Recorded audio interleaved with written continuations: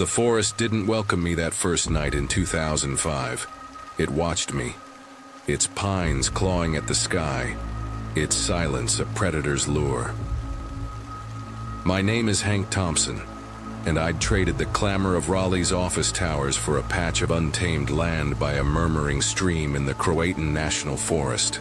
I wasn't running from anything, not really, just chasing a dream of solitude, of a life stripped bare to its essentials. I built a shack with my own hands, its walls uneven, its roof a patchwork of tin that sang under the rain. My days were simple coffee brewed over a crackling fire, the scent of pine sap in the air, and the soft rhythm of crickets at dusk. I had a rusted pickup, a propane stove I treated like a relic, and 2 shovels that had seen better days. It wasn't much, but it was mine. The forest felt like a sanctuary, its vastness a shield against the world I'd left behind. I'd spent my teenage summers hiking state parks, so I thought I knew enough to survive. My hands were calloused from hammering nails, my boots caked with mud from leveling the shack's foundation. I'd wedge stones under one corner to keep it steady, cursing the gnats that swarmed in the muggy heat. At night, I'd sit on a creaking chair, sipping warm beer, the stars above sharp as glass. My nearest neighbor, Bill Lawson, lived a mile, down a gravel road. He was a wiry man, his mustache thick, his hound Reggie always at his heels.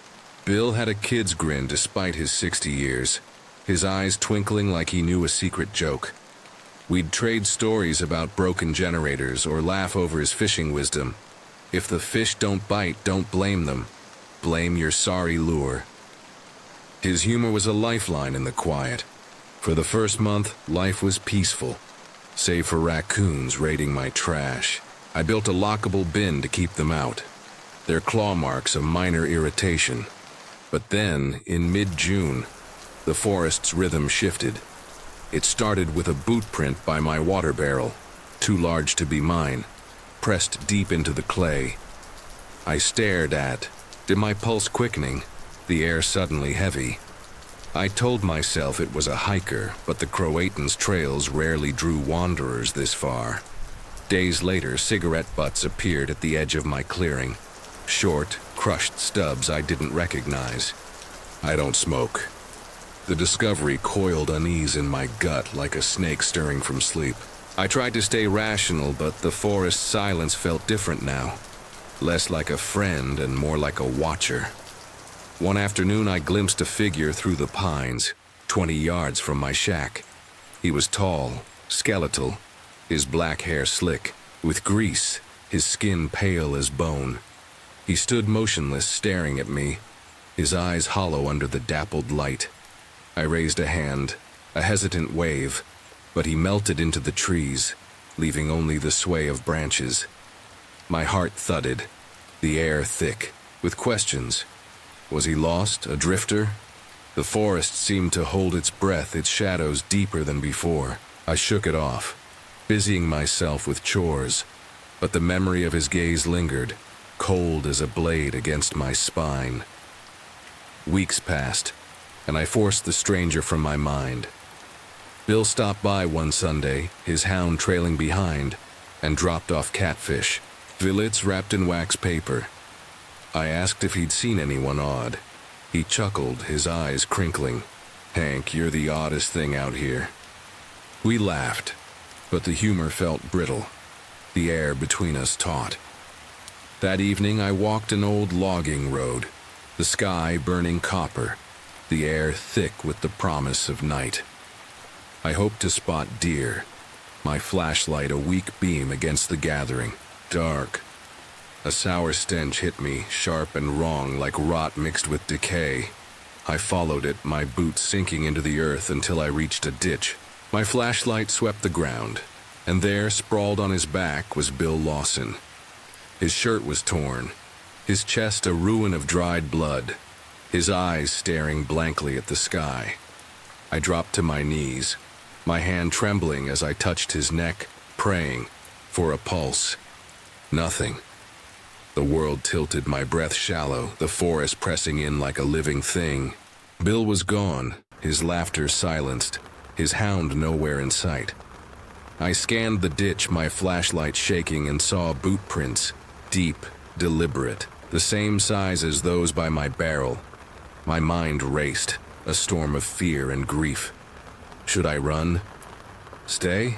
The trees seemed to lean closer, their shadows twisting into shapes that weren't there.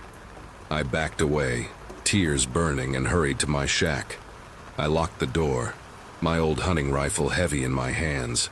The night stretched endless, each rustle outside a threat, each shadow a promise of violence. I had no phone, no signal, the nearest help a bait shop 45 minutes away. I sat by a dim lantern, the rifle across my lap, every creak of the shack amplifying my dread. Bill's face haunted me, his easy grin now a ghost. I pictured the stranger, his pale skin, his empty eyes. Was he out there watching? The forest, once my refuge, felt like a trap, its silence a lie hiding something monstrous. Near dawn, I dozed off, exhaustion overtaking fear.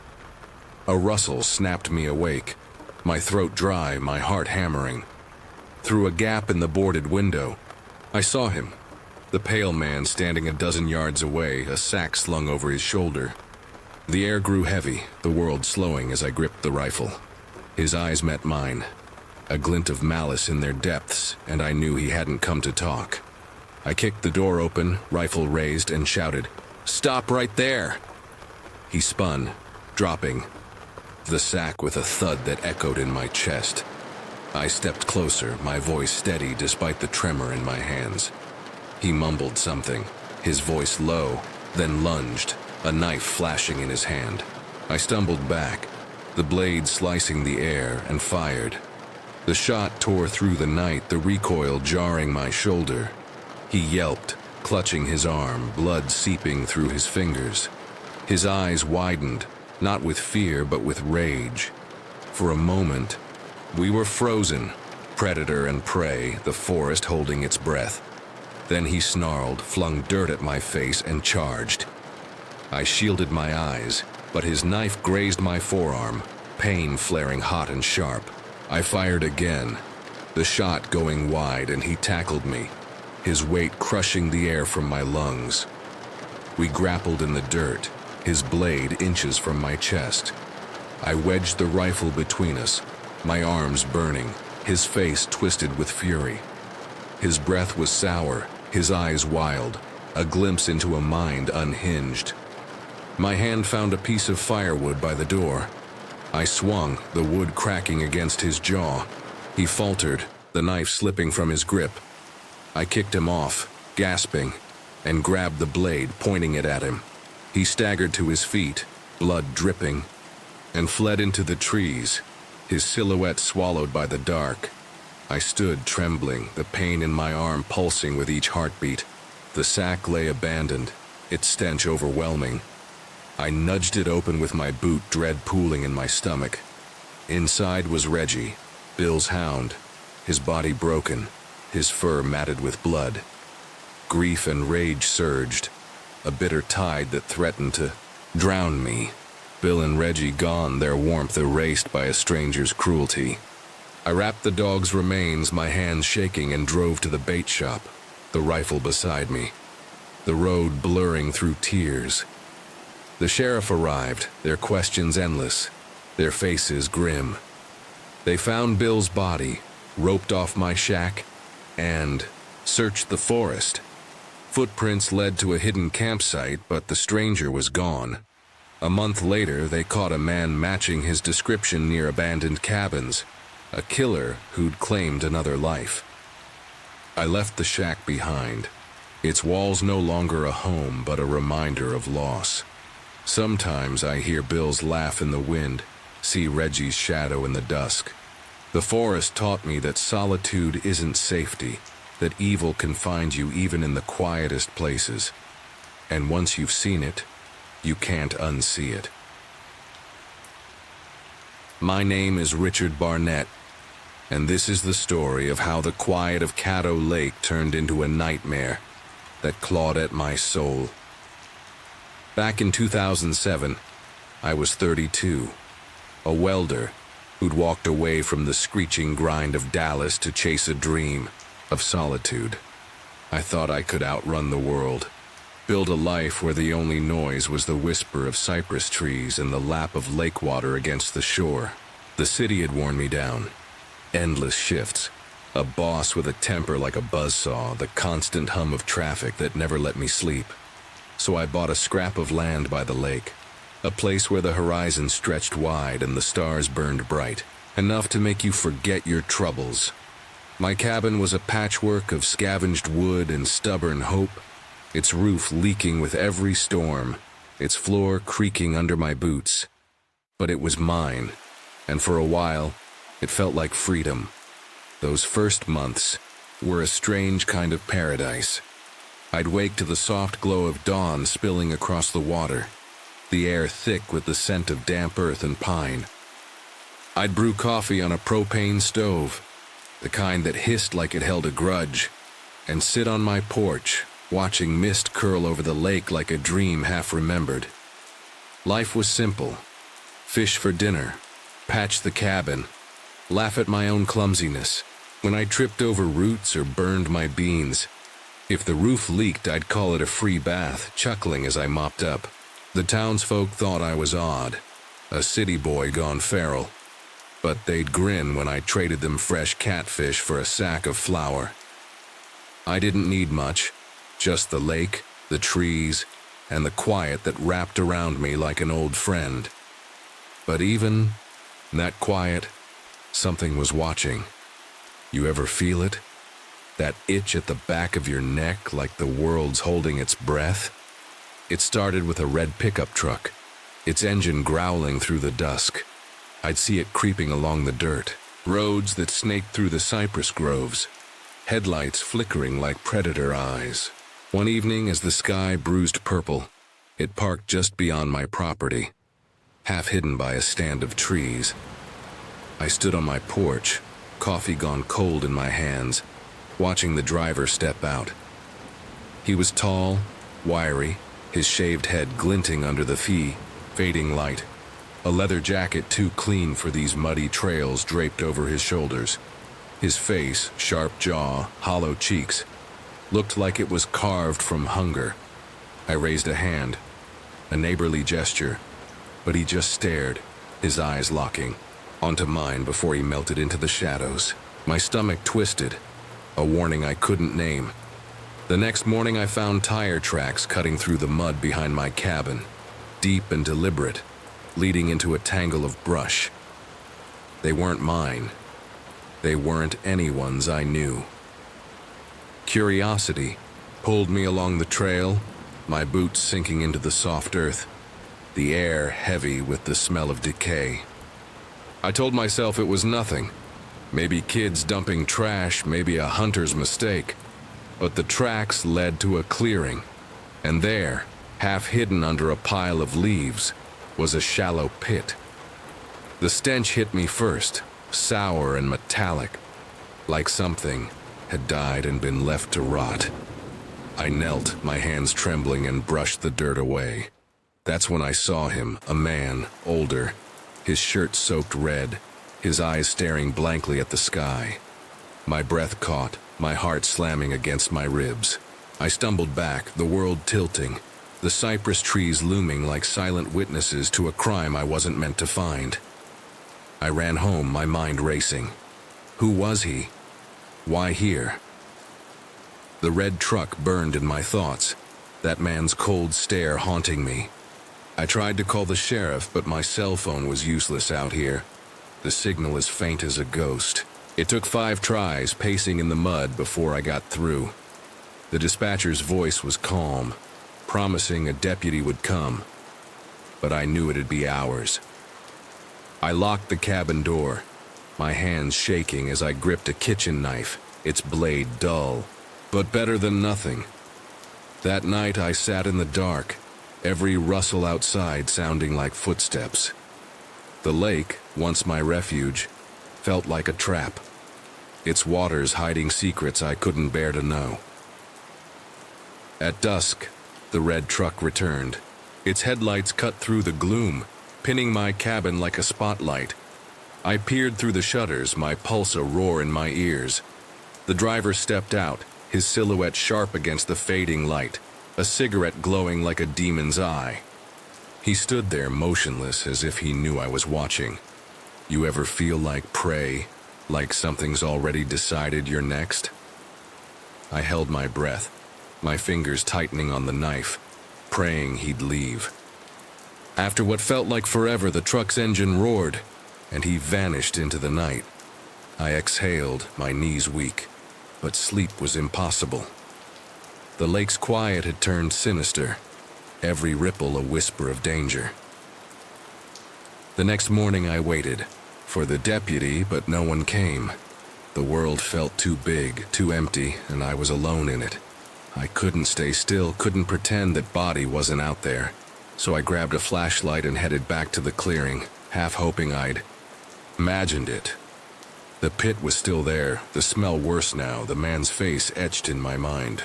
I turned to leave, my boots sinking in the mud, when I heard an engine. The red truck was back, closer this time, its growl shaking the air. I ducked behind a tree, my heart pounding so hard I thought it'd burst. The driver stepped out, his leather jacket gleaming in the sun, a pistol glinting at his belt. He called out, his voice low and mocking. "Anyone home?" I stepped onto the porch, forcing my voice to stay steady. "Morning, something I can help you with?" His eyes were like knives cutting through me, seeing too much. He tilted his head, his lips curling into a half smile. "You got a problem. On your property. A big hole in the dirt." The words hung heavy, a threat wrapped in calm. I swallowed, my mouth dry. "It's my land. I'd appreciate you staying off it." He stepped closer, the pistol now in his hand, held loosely but ready. "If you went snooping, you might have seen more than you should." His voice was a command embedding itself in my mind. Stay silent or die. I lied, my voice cracking. I was fishing all day, didn't see anything. He studied me, then tucked the gun away, his smile cold. Smart man, nosy folks tend to vanish. That night I didn't sleep. The cabin walls felt like paper, the lake a mirror reflecting my fear. Every creak, every rustle was him coming back. I knew I had to leave, to find help, but the roads felt like a trap. By dawn, I decided to paddle across the lake to a neighboring county, hoping to outrun him. I dragged my rowboat from behind the cabin, its wood splintered and worn, and pushed off into the mist. The water was still, the cypress trees looming like ghosts, their branches trailing like fingers. I rowed quietly, my arms burning, the silence so thick it pressed against my chest. Halfway across, an engine roared behind me. A motorboat sliced through the water, its wake rippling like a warning. I turned, my heart sinking. It was him, his leather jacket flapping, a rifle raised in his hands. A shot rang out, the bullet splashing inches from my boat. Panic flooded me, a sensory overload of fear and sound. I rowed harder, my shoulders screaming, the lake's cold spray stinging my face. Another shot, this one grazing the boat's edge, splintering wood. Water seeped in, slow but relentless. "You're going to die here," my mind screamed, but I couldn't stop. He circled me, his boat's engine a predator's growl, his voice cutting through the air. "You picked a bad place to be curious." I raised my hands, my boat sinking, the lake pulling me down. Then a miracle. A second boat appeared, two fishermen I recognized from town. The older one shouted, "Drop that gun!" But miracles don't last. The man fired, and the older fisherman fell, blood blooming across his chest. The second man reached for a weapon, but another shot sent him into the water. 2 lives gone, just like that. I grabbed the boat hook, its rusted metal my only chance. He aimed at me, his rifle steady, but I lunged, hooking his boat's edge. The world slowed, a trance loop of fear and instinct. He fired, grazing my shoulder. Pain searing through me. I yanked the hook, pulling him off balance. His rifle clattered to the deck. I scrambled aboard, my vision blurring, and slammed the hook into his temple. He slumped, dazed, and I shoved him aside, cranking the motor toward shore. I stumbled onto the muddy bank, my shoulder throbbing, the lake's silence mocking me. He was still in the boat, clutching his head, but I couldn't look back.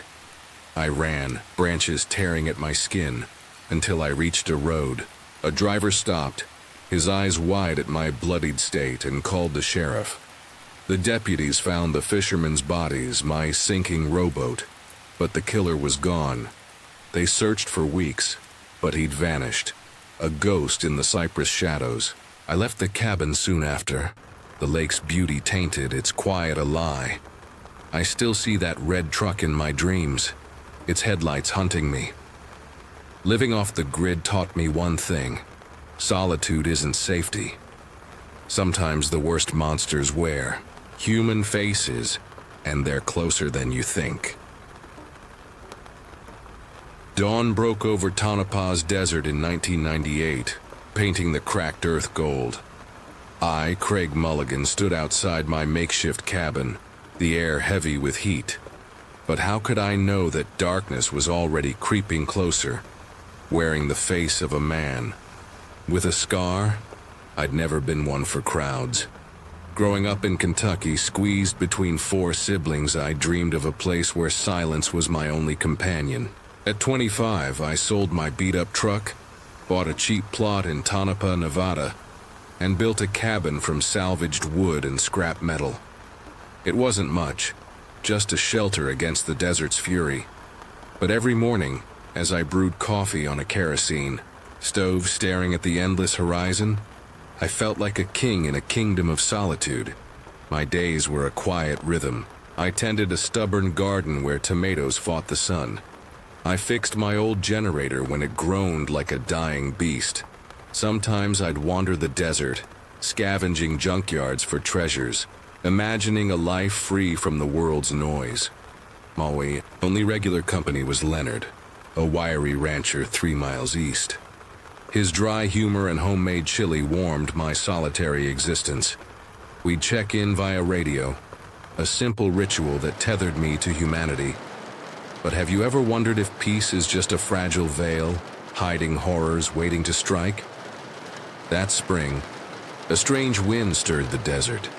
One morning I spotted a new campsite near an abandoned shack, a relic from the gold rush days. A dented blue pickup sat behind it, and a tall man with linebacker shoulders paced restlessly. From a distance, sunlight caught a scar on his right cheek, a pale slash that seemed to pulse with menace. He wasn't a treasure hunter or a lost tourist. His eyes scanned the horizon like a predator's. Unease coiled in my gut, but I told myself he was just a drifter. Still, I locked my cabin door tighter each night, feeling eyes in the shadows. Leonard teased me over the radio. "Craig, you think he's an alien?" I laughed, but the sound felt hollow. I decided to approach him, carrying a cold root beer and jerky as a peace offering. He emerged from the shack, his gaze sharp as a blade. "I'm Craig," I said, forcing a smile. He called himself Bert, his voice low and edged with something unplaceable. He snatched my gifts without thanks, muttering about wanting quiet. As I left, I glimpsed tarps, a shovel, and plastic bags in his truck bed. Too neat, too deliberate. Have you ever felt a moment of calm was fate's cruel warning? A week later, Leonard's voice crackled through the radio, trembling. His nephew, Kevin, had vanished while driving through Tonopah. I promised to search, but dread gnawed at me. I headed toward Bert's shack, the desert holding its breath. Blood stained the tailgate of his truck, a red-brown smear under the sun. Near the shack's door, a torn green flannel scrap lay crumpled. Kevin's shirt. A foul stench hit me, like death itself lingered nearby. Peering through a broken window, I saw a shape on the floor, Kevin motionless, his arm streaked with dried blood. Another body lay face down nearby, indistinguishable. My heart pounded, threatening to shatter my ribs. I backed away, bile rising. Imagine standing at the edge of hell's doorway, knowing one step forward changes you forever. Footsteps crunched behind me. Bert stood there, a bloodied crowbar in hand, his breath sharp and ragged. "Why'd you come here?" he snarled. I stammered, trying to stall, but he swung the crowbar. I dodged, but it grazed my arm, pain searing like fire. I stumbled into scrap metal, grabbing a small pry bar. He attacked again, but I kicked his shin, buying time. I ran for his truck, hoping for keys or a weapon. He tackled me, pinning me to the dirt. I elbowed his ribs, breaking free, and swung the pry bar, cracking his forearm. He howled, staggering. Then Leonard's voice roared. He stood behind the shack, rifle raised, and shot Bert's leg. Bert collapsed, screaming. Leonard rushed into the shack, emerging pale. "We need the sheriff," he choked out. Police arrived, finding 3 bodies, Kevin and 2 missing travelers. Bert, handcuffed, glared with unyielding hatred. Back at my cabin, I patched my wounds, but the desert's silence felt tainted. Leonard brought chili, his hand on my shoulder. "You did what you had to," he said. Yet when the wind howls, I hear Bert's footsteps, see his scar glowing in the dark. Can you ever reclaim peace after touching evil? In 2007, I woke to a stranger's shadow on my cabin wall, its edges flickering like a memory I couldn't place. My name is Randall McGuire, and I'd carved a life in the Pisgah National Forest, far from Raleigh's grind. At 33, I was done, with traffic jams and fluorescent lights, trading them for a cabin I built with hand tools and stubborn pride. It was a single room, its walls rough-hewn, its cot sagging under my weight, its door warped from humid summers. Each morning, I'd wake to the crackle of a fire, brewing coffee in a tin pot, the air sharp with earth and moss. My days were filled with small tasks, gathering firewood, checking rabbit snares, rationing flour and beans. I'd left the city to escape its chaos, joking that the foxes trotting across my clearing were better neighbors than any I'd had before. The forest was my refuge, its silence a balm for a restless mind. I'd saved enough to buy this land, selling my condo to fund a life unplugged from the world. My hands bore scars from sawing lumber, my boots crusted with clay from digging a fire pit. At dusk, I'd sit by the cabin, the sky a bruise of purple and gold, the trees whispering tales older than time. I felt clever, almost smug, thinking I'd mastered this solitude. My only regular visitor was Dave, a friend who'd drive up once a month with bottled water and stories that made me laugh until my sides ached. He'd tease me about my uneven roof, and I'd retort that it kept the rain out, mostly. Those visits were a tether to the world I'd left, a reminder that I wasn't entirely alone. For nearly a year, life was steady, predictable. I'd hike to the creek for water, the path as familiar as my own heartbeat. But that spring, the forest's pulse changed. It began with footprints by the creek bed, shallow impressions in the mud, too precise to be a deer's. I crouched, tracing their edges, my breath catching as the air grew heavy. They weren't mine. My boots were broader, my tread worn. I told myself it was a hiker, but Pisgah's trails rarely drew souls this deep. Days later, scraps of newspaper fluttered across a path I thought only I knew. Their edges yellowed, words smeared by dew. Then, on a distant ridge, I found a campfire's remains, charred logs arranged in a circle, still warm. My stomach tightened. The forest's silence no longer comforting but watchful, like eyes hidden in the dark. I tried to shrug it off, busying myself with sharpening my axe. But the unease lingered, a shadow I couldn't outrun. Dave came by one afternoon, his truck rattling up the trail. Over coffee, he shared a ranger's warning. Someone was hiding in these woods. A man linked to stolen gear and a slashed tent. His words hung in the air, heavy as the mist that clung to the pines. I laughed it off, saying people get lost all the time, but Dave's eyes were serious, his gaze drifting to the horizon. "Watch your back, Randy," he said, and I felt a chill like the forest was listening. That night, every snapped twig made me flinch, the cabin's walls too thin against the unknown. The tension grew, a slow poison seeping into my days. I reinforced the cabin door with planks, cleaned my rifle, and scanned the tree line for signs of intrusion. One dawn I hiked to the creek, the air damp, the canopy a web of shadows. Near the water, a battered backpack lay half open, its fabric torn, mud streaking its sides like blood. My heart thudded, the world narrowing to that moment. I called out, "Anyone here?" But the forest swallowed my voice. Inside the pack, I found a wallet, the ID reading Bridget Phillips, an out-of-state name I didn't know. Dread coiled in my chest, the backpack a silent scream of something gone wrong. I carried it back, planning to hike to the ranger station, 8 miles away, but the weight of it felt like a warning.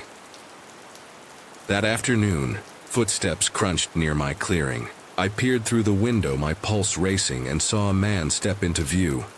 He was tall, gaunt, his black hair ragged, his red flannel shirt stained with sweat. A hunting knife gleamed at his belt, its edge catching the fading light. His eyes scanned my cabin, cold and calculating like a predator sizing up its prey. I inched the door open, rifle hidden behind me, and sighed my tension away. "Hello there," I called softly. He turned, his grin fleeting, sharp as a blade. "You live here?" he asked, his voice tight, his gaze flicking to the door. I nodded, keeping my tone light. "Just passing through?" He shrugged, his eyes never leaving the cabin, and walked away without a word. My hands trembled as I locked the door, the forest's silence now a suffocating weight. That night, sleep eluded me. The wind howled, the cabin groaning under its force. I lay still, the rifle by my cot, every rustle outside a threat. Near midnight, a faint smell of smoke jolted me upright. I grabbed my flashlight and stepped outside, the air thick with the scent of burning grass. A patch near my bushes smoldered, the flames licking at the dark, a deliberate act of malice. I stomped it out, my heart pounding, water splashing from a bucket as I doused the last embers. This wasn't an accident. Someone wanted me scared, or worse, driven out. The forest felt alive, its shadows twisting into forms that vanished when I looked too long. Morning brought Dave, his face pale, his voice urgent. "Randy, there's a body by the logging road." We ran, branches clawing at our arms, until we reached a clearing. There, in the dirt, lay a woman, her jacket torn, her face drained of life. The air stank of copper and decay, her backpack nearby matching Bridget's. My stomach churned, the world tilting as I realized she was gone. Her story ended in this forsaken place. Dave's eyes filled with tears, his voice broken. "We've got to get to the ranger station."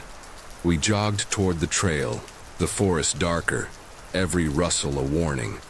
Halfway there, the man in the red flannel leaped from behind a rhododendron, his hunting knife flashing, his eyes wild with intent. My chest tightened, breath forgotten. He lunged at Dave, the blade slicing through his shirt. Dave stumbled, blood smeared across his chest, his eyes wide with shock. I grabbed a fallen branch, yelling, my voice raw. The man turned, slashing toward me, the blade grazing my forearm. I swung the branch, pain flaring as it cracked against his shoulder. He stumbled, the knife still in his grip, his snarl a promise of death. We circled, the forest a blur, Dave's ragged breaths fading. I struck again, knocking the knife free. He lunged for it, but I kicked it into the underbrush, my hands trembling as I raised a rock, its weight heavy with intent. He glared, eyes blazing, then bolted downhill, vanishing into the trees.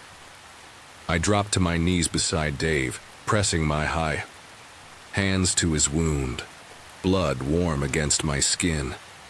"Stay with me," I pleaded, but his grip on my arm weakened, his eyes dimming. He was gone, his laughter silenced, the forest claiming another soul. Numbness took hold, tears blurring my vision. I ran to the ranger station, my arm throbbing, my legs burning. The rangers followed me back, finding Dave's body and the woman's, the knife half buried in mud. The man was gone, his tracks lost, in the wilderness. I left Pisgah soon after, the forest no longer a home but a graveyard of memories. Dave's laughter haunts me, a ghost in the smoke of every dawn. Solitude, I learned, is a fragile shield, and some shadows never fade. My name is Hal Wynn, and this is the story of how a dream became a nightmare in the heart of the Chattahoochee National Forest. In 2007, I was 34, a wanderer who'd fled the grind of odd jobs and city noise for a cabin I built with my own hands in Georgia's wilds. Every night, the same dream haunted me, a shadow standing at the edge of my vision, silent, watching, its presence heavy as death. I'd wake in a cold sweat, my heart pounding, the forest outside my window too, still as if it held its breath. I told myself it was just my mind playing tricks, a remnant of the stress I'd left behind. But deep down, I knew something was wrong, something waiting in the dark. I'd come to the forest to start over. The city had chewed me up. Endless shifts, bosses barking orders, the hum of traffic that never stopped. I was the guy with a quick quip to mask my weariness, but it wasn't enough. So I scraped together every dollar, bought a patch of land where the pines stretched tall and the air tasted of earth, and built a cabin, crooked, patched with tar, but mine. My rainwater system, rigged from barrels and hope, was my pride, even if my carpentry skills were a joke. Ripley, my wiry mutt, was my only companion, his bright eyes and wagging tail a reminder that life could be simple. I'd wake to the scent of pine, brew coffee on a hissing propane stove, and wander the trails, gathering herbs or fishing in the creek. At night I'd read by lantern light, the forest's hush a lullaby. It was freedom, or so I thought. You ever feel the world shift like a crack in reality you can't explain? That dream, the shadow, started bleeding into my days. I'd catch myself glancing over my shoulder, expecting to see it standing among the trees. One afternoon, I shook it off and hiked to a creek, its water rushing over stones like a hurried whisper. Ripley bounded ahead, chasing scents while I hopped across the rocks, the air sharp with damp earth. Then I saw it, a shape upstream, crumpled in the mud. I thought it was debris, a camper's forgotten gear, but as I approached, my boots sinking, the truth hit me. A tent, its poles broken, its canvas shredded. A crimson stain spread across, it dried but vivid, like a wound that wouldn't heal. My breath caught, the forest silence pressing against my chest. I knelt, my fingers trembling, and lifted the fabric. A backpack lay beneath, its side torn by bullet holes, as if it had been executed. The air grew heavy, the creek's song now a taunt. Who did this? Why here? Ripley whined, his ears pricked, and I scanned the trees, every shadow a threat. You need to get out, My mind urged, an embedded command I couldn't ignore. I decided to hike to the ranger station at dawn, 12 miles away, to report this horror. I hurried home. The forest no longer a sanctuary, its paths twisting like a maze. The dream's shadow loomed in my thoughts, its silence louder than ever. That night, my cabin felt like a cage. I fed Ripley, joking about his greedy paws, but my voice faltered. Every rustle outside was the shadow stepping closer. Around midnight, Ripley growled, a low rumble that sent chills down my spine. He stood by the window, fur bristling, staring, to the dark. I grabbed my shotgun, its metal cold, and crept to the door. The lantern cast weak light, the forest a void beyond. Something's out there, I knew it. I held my breath, listening, but heard only my pulse. You're losing it, I told myself, but the dream's weight pressed harder. I returned to bed, the shotgun beside me, sleep a stranger. At first light, I packed a bag, water, sandwiches, a first aid kit, and stepped outside. That's when I saw them. Footprints in the mud, large, deliberate, circling my cabin like a predator's mark. My stomach twisted. They were a man's boots, heavier than mine, leading from the creek, and back someone had watched me sleep. Ripley sniffed the prints, his whines sharp, and I gripped my shotgun tighter. You can't stay here, my mind commanded.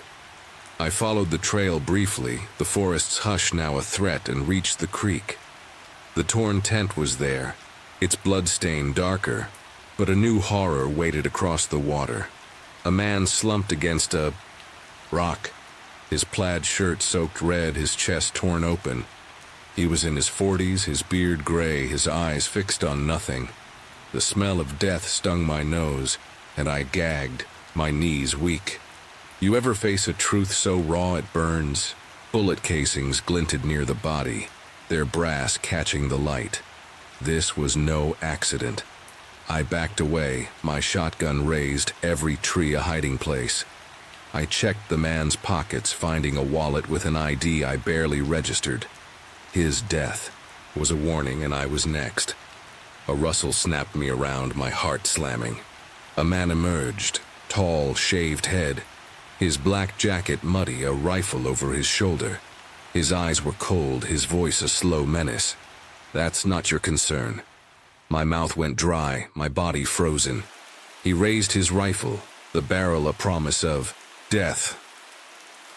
Run, my mind screamed.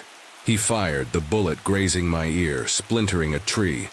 Ripley's bark shattered the moment, a fierce cry that gave me courage. I dove behind a boulder, my hands fumbling for shells. His voice echoed, a trance loop of doom. You're not walking away. He fired again, the bullet kicking dust near my foot. I pumped the shotgun, my hands shaking, and fired back, forcing him to duck. Ripley darted to the side, barking, a whirlwind of fur and defiance. The man swung his rifle toward the dog, and I seized the moment, standing to aim. My shot tore into his leg, blood blooming through his jeans. He dropped to a knee, cursing, his face twisted. I shouted, "Stay down!" But he raised his rifle, eyes blazing. You have to end this, my mind roared. I fired again, the recoil jarring, the shot hitting his chest. He collapsed, his breath a final rasp, his eyes empty. I stood there, the forest spinning, the creek's murmur mocking me. Ripley nuzzled my leg, his warmth pulling me back. I'd never taken a life, never wanted to. I checked his pulse. Nothing. The dream's shadow was real, and I'd killed it. My phone was useless, the forest a dead zone. I had to reach the ranger station to report 2 bodies now. The forest, my refuge, was a grave. I shouldered my shotgun, patted Ripley, and walked, each step heavy with guilt. The trees watched, their shadows long, the dream's echo lingering. Hours later, the ranger station appeared, its green roof a lifeline. I told them everything, my voice hollow, my hands stained with fear. I stayed in the forest a while, but it was tainted. The creek's song was a dirge, the cabin's walls a reminder of death. I'd come for solitude, but found a truth sharper than any blade. Isolation invites monsters. Some nights, I dream of that shadow standing closer, its eyes his eyes. Ripley's, still here, his tail a flicker of hope. I'm alive, but the forest's secrets are carved into me, a wound that won't close.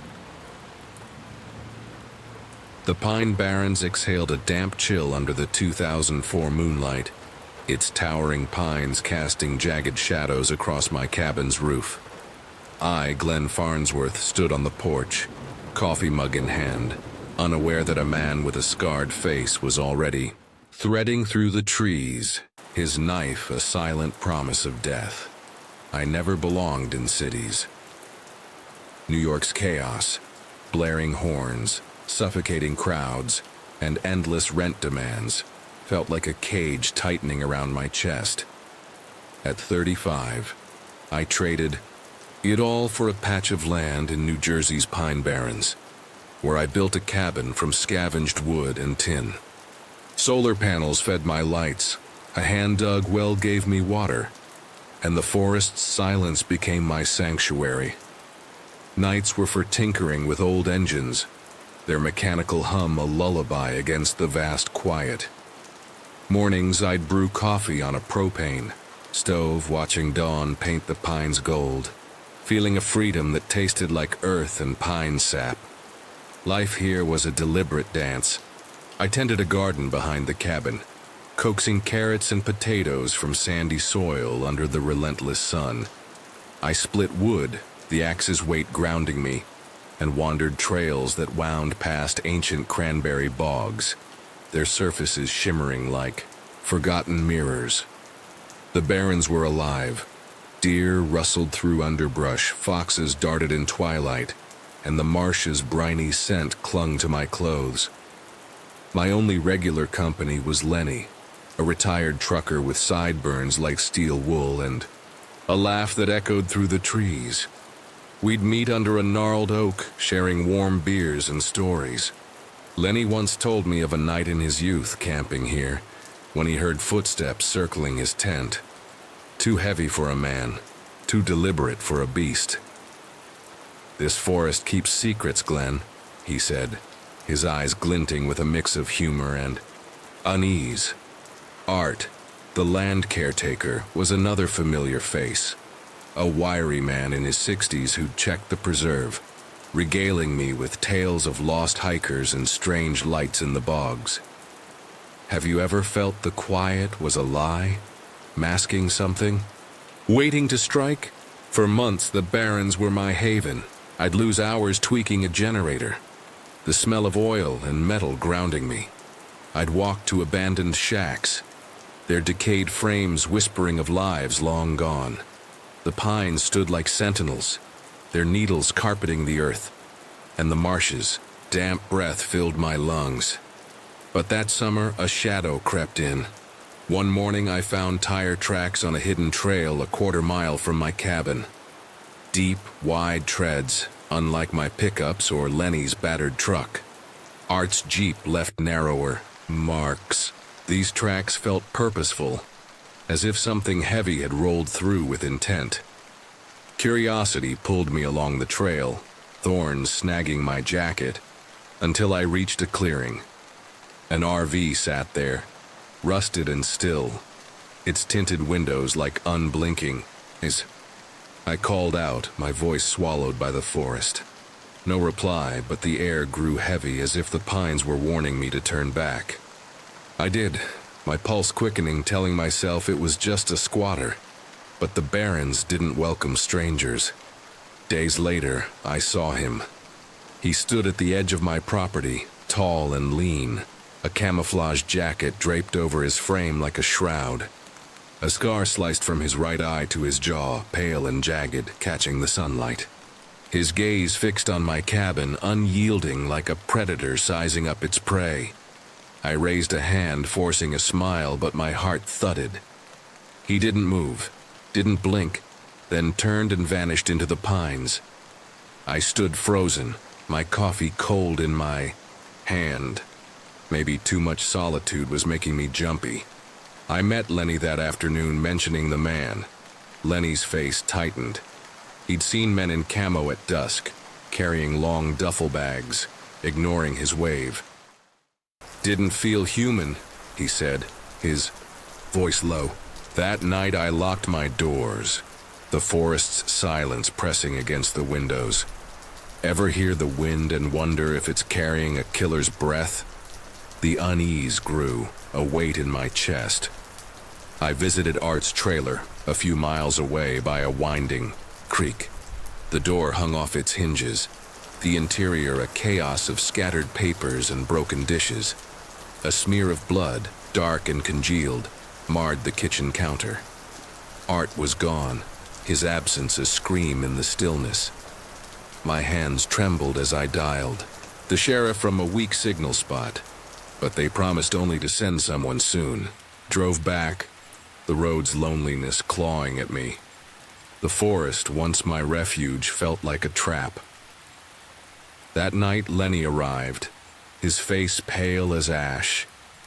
He'd found a body near his cabin, a man in black jeans, his chest slashed open, eyes staring blankly at the sky. We crept to the scene, my flashlight's beam trembling. Blood soaked the earth, the air thick with copper and rot. The man's jacket matched those Lenny saw. Imagine kneeling by a corpse, the killer's shadow still lingering nearby. We decided to reach my truck and drive to the sheriff, but halfway back, the scarred man emerged from the pines, flanked by two others, one with a neck tattoo, all in camo. A pistol shot kicked dirt near our feet. We dove behind a fallen log, my heart slamming against my ribs. Lenny fired his shotgun, the blast shattering the silence. I shot my rifle, praying to hold them off. Bullets splintered bark above, us the air sharp with gunpowder.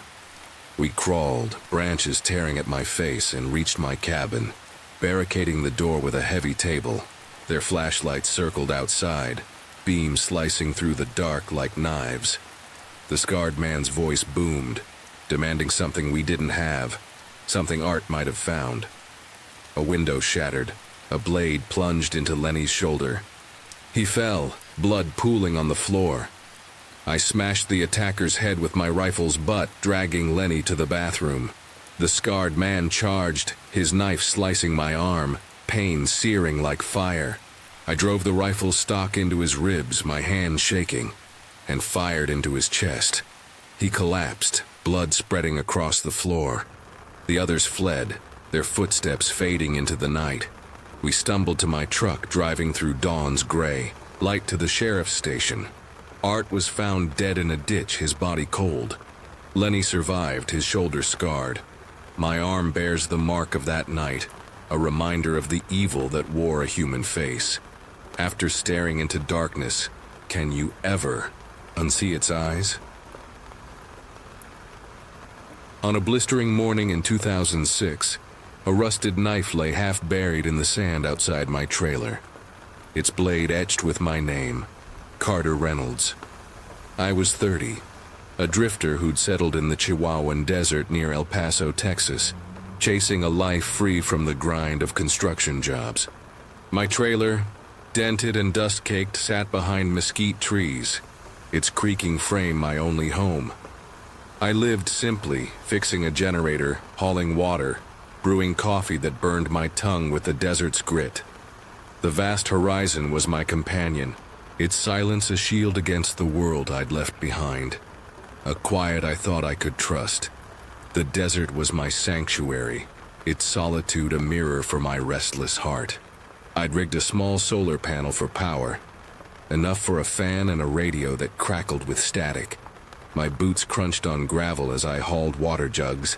My skin burned under a sun that never relented. At night, I'd sit outside, the air cooling, the stars a map of futures I'd never chase. My only neighbor, Daniel, lived 2 miles away, his Jeep a speck against the dunes. He was older, his hair bleached by the sun, his face carved with wrinkles like riverbeds. Daniel had a laugh that echoed, calling me a city boy gone mad, though I'd grown up in a Kansas town smaller than his shadow. We'd trade propane or groceries, his jokes a spark in the desert's quiet. For months, life was steady, a dance of survival and solitude. I'd wake at dawn, check my water supply, and scour the land for salvage. Rusted cans, old wire, anything worth a dime. But in late summer, the desert's pulse shifted. It began with footprints near my trailer, broad and deep, heavier than Daniel's, pressed into the sand like a warning. I knelt, tracing their edges, my pulse quickening as the air grew thick. They weren't mine. My boots narrower, my step lighter. I told myself it was a ranch hand, a stray hiker, but the desert was no place for wanderers. A week later, an engine sputtered in the distance, its growl low and wrong. I peered through my window, the dusk swallowing details, and saw a pickup, parked behind a hill, its silver body pocked with bullet holes. It lingered, then vanished, leaving only dust in its wake. Unease settled in my gut, a stone I couldn't shake. I mentioned the truck to Daniel when he stopped by, his Jeep kicking up sand. He nodded, his eyes narrowing. "Seen one like that too," he said. "Silver, shot-up door. Folks use these roads for trouble." His words hung heavy, the desert silence no longer a friend, but a veil hiding secrets. We started patrolling together, driving dusty trails, scanning for signs. We found empty beer cans, cigarette butts ground into the earth, and tire tracks veering behind rocky ridges. Once we stumbled on a pit of half-burned trash, charred, fabric, broken glass, a campsite abandoned in haste. Each discovery tightened the knot in my chest, the desert's vastness now a trap, its horizons hiding eyes I couldn't see. One morning, a man leaned against my trailer, his presence a jolt. In the stillness, he wore a dusty camouflage jacket, his head shaved, a scar slicing from his left eye to his jaw. His smile was tight, a crack in a stone face. His gaze pinned me, cold and sharp, like a blade pressed to my throat. I stepped out, forcing calm. "Morning. You Carter?" he asked, his voice gravelly. I nodded, my palms slick with sweat. "Can I help you?" He shrugged, his eyes roaming my trailer. "Looking for someone. A man named Cruz." His tone was casual, but his hand rested near a pistol at his waist. I kept my voice steady, saying, "I didn't know any Cruz," and he backed off, climbing into a silver truck, the same one I'd seen. My heart pounded as he drove away. The desert silence now a scream I couldn't hear. Sleep became a stranger after that.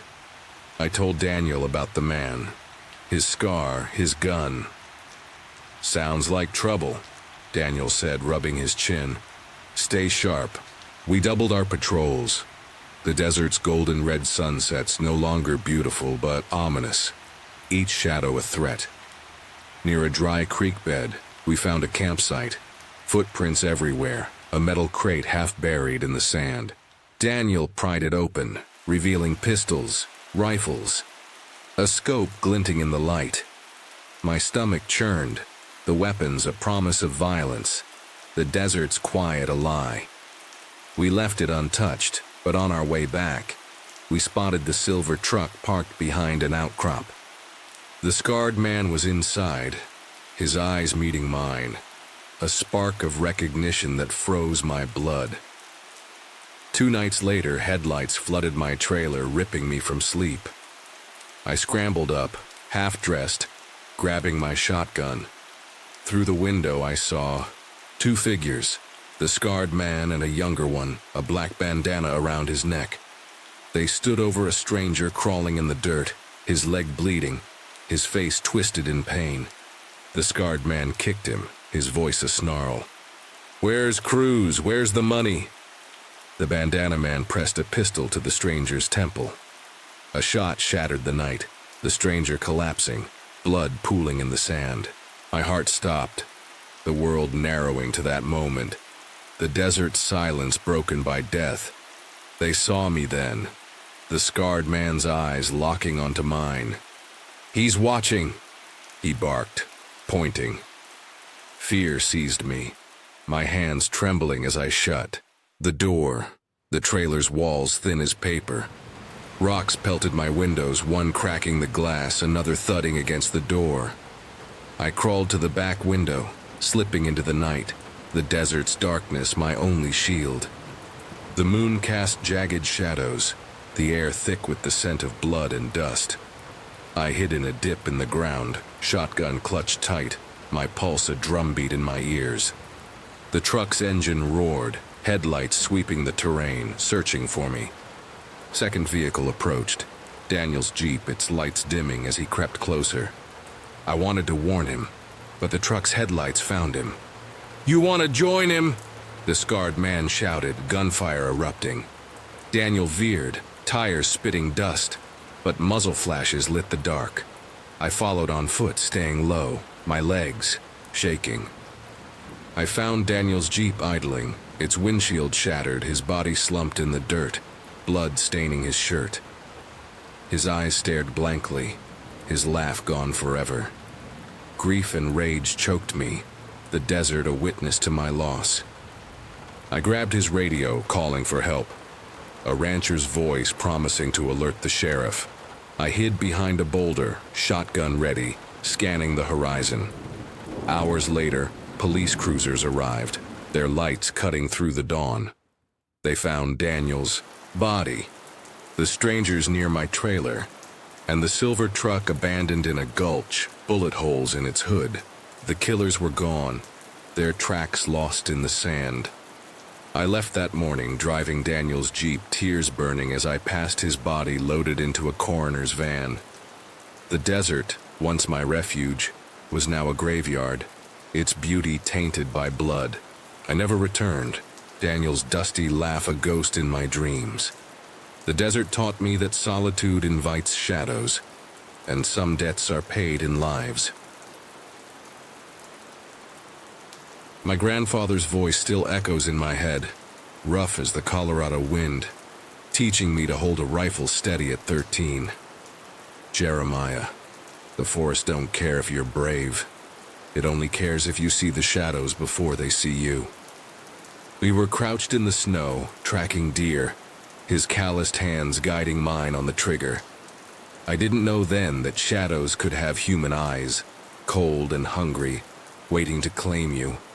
That memory clung to me in 2004 as I sat in my cabin near Durango, the darkness outside pressing against the windows like a living thing. I was 27, a man who'd fled Denver's cubicles for a life carved from pine and grit. But that night, the forest felt like it was watching me back. I'd left the city because it suffocated me. Endless memos, fluorescent lights, the drone of traffic that gnawed at my sleep. I wanted a life where I could hear my own thoughts, where the stars weren't drowned by streetlights. With savings from years of pinching pennies, I bought a scrap of land in the San Juan Mountains, where the air was sharp and the horizon endless. My cabin was a labor of love, its logs uneven, its roof patched with stubborn hope. I rigged a water wheel generator from spare parts, its hum a hymn to my independence. Mornings I'd brew coffee in a tin pot, the scent mingling with pine, and wander the trails, my boots crunching needles, my rifle slung over my shoulder. At night, the forest sang. Crickets, owls, the rustle of leaves. A lullaby I thought would last forever. You ever feel the world tilt like a warning you can't aim? That memory of my grandfather's lesson stirred unease, as if the shadows he spoke of had followed me. One afternoon I drove my battered pickup to town for supplies, the dirt road winding through pines. Carla, the store owner, handed me my change with a frown. "Be careful up there, Jeremiah. Folks been messing around on private land, breaking fences, maybe worse." Her words stuck, a pebble in my boot. On the drive back, I noticed 2 trucks parked off the road, their plates caked in mud, their presence too deliberate. My stomach knotted, but I told myself they were hunters, nothing more. I unloaded my beans and rope, the forest's hush heavier than usual, and locked the cabin door, my grandfather's voice whispering, "Watch the shadows." That night, an engine rumbled in the distance, its growl cutting through the dark. I peered out, my breath fogging the glass, and saw headlights flicker among the trees, then vanish. My pulse quickened, the cabin's walls suddenly too thin. I checked my rifle, its weight a cold comfort, and sat by the lantern, every rustle. Outside, a step closer. "You're imagining it," I told myself. But my grandfather's lesson burned. At dawn, a single gunshot echoed from the west, sharp and final. My coffee mug slipped, the world narrowing to that sound. I strapped on my rifle, my boots heavy, and hiked toward it, the forest's beauty now a mask. "You have to know," my mind urged, an embedded command I couldn't shake. The trail led to a clearing, a forgotten shack sagging under moss. That's when I saw him, a man, face down in the dirt, his jacket torn, blood pooling near his side. My heart slammed, my knees buckling. He was young, his hands rough, his eyes empty. I knelt, my fingers trembling, and found no pulse. The forest watched, its silence a judge.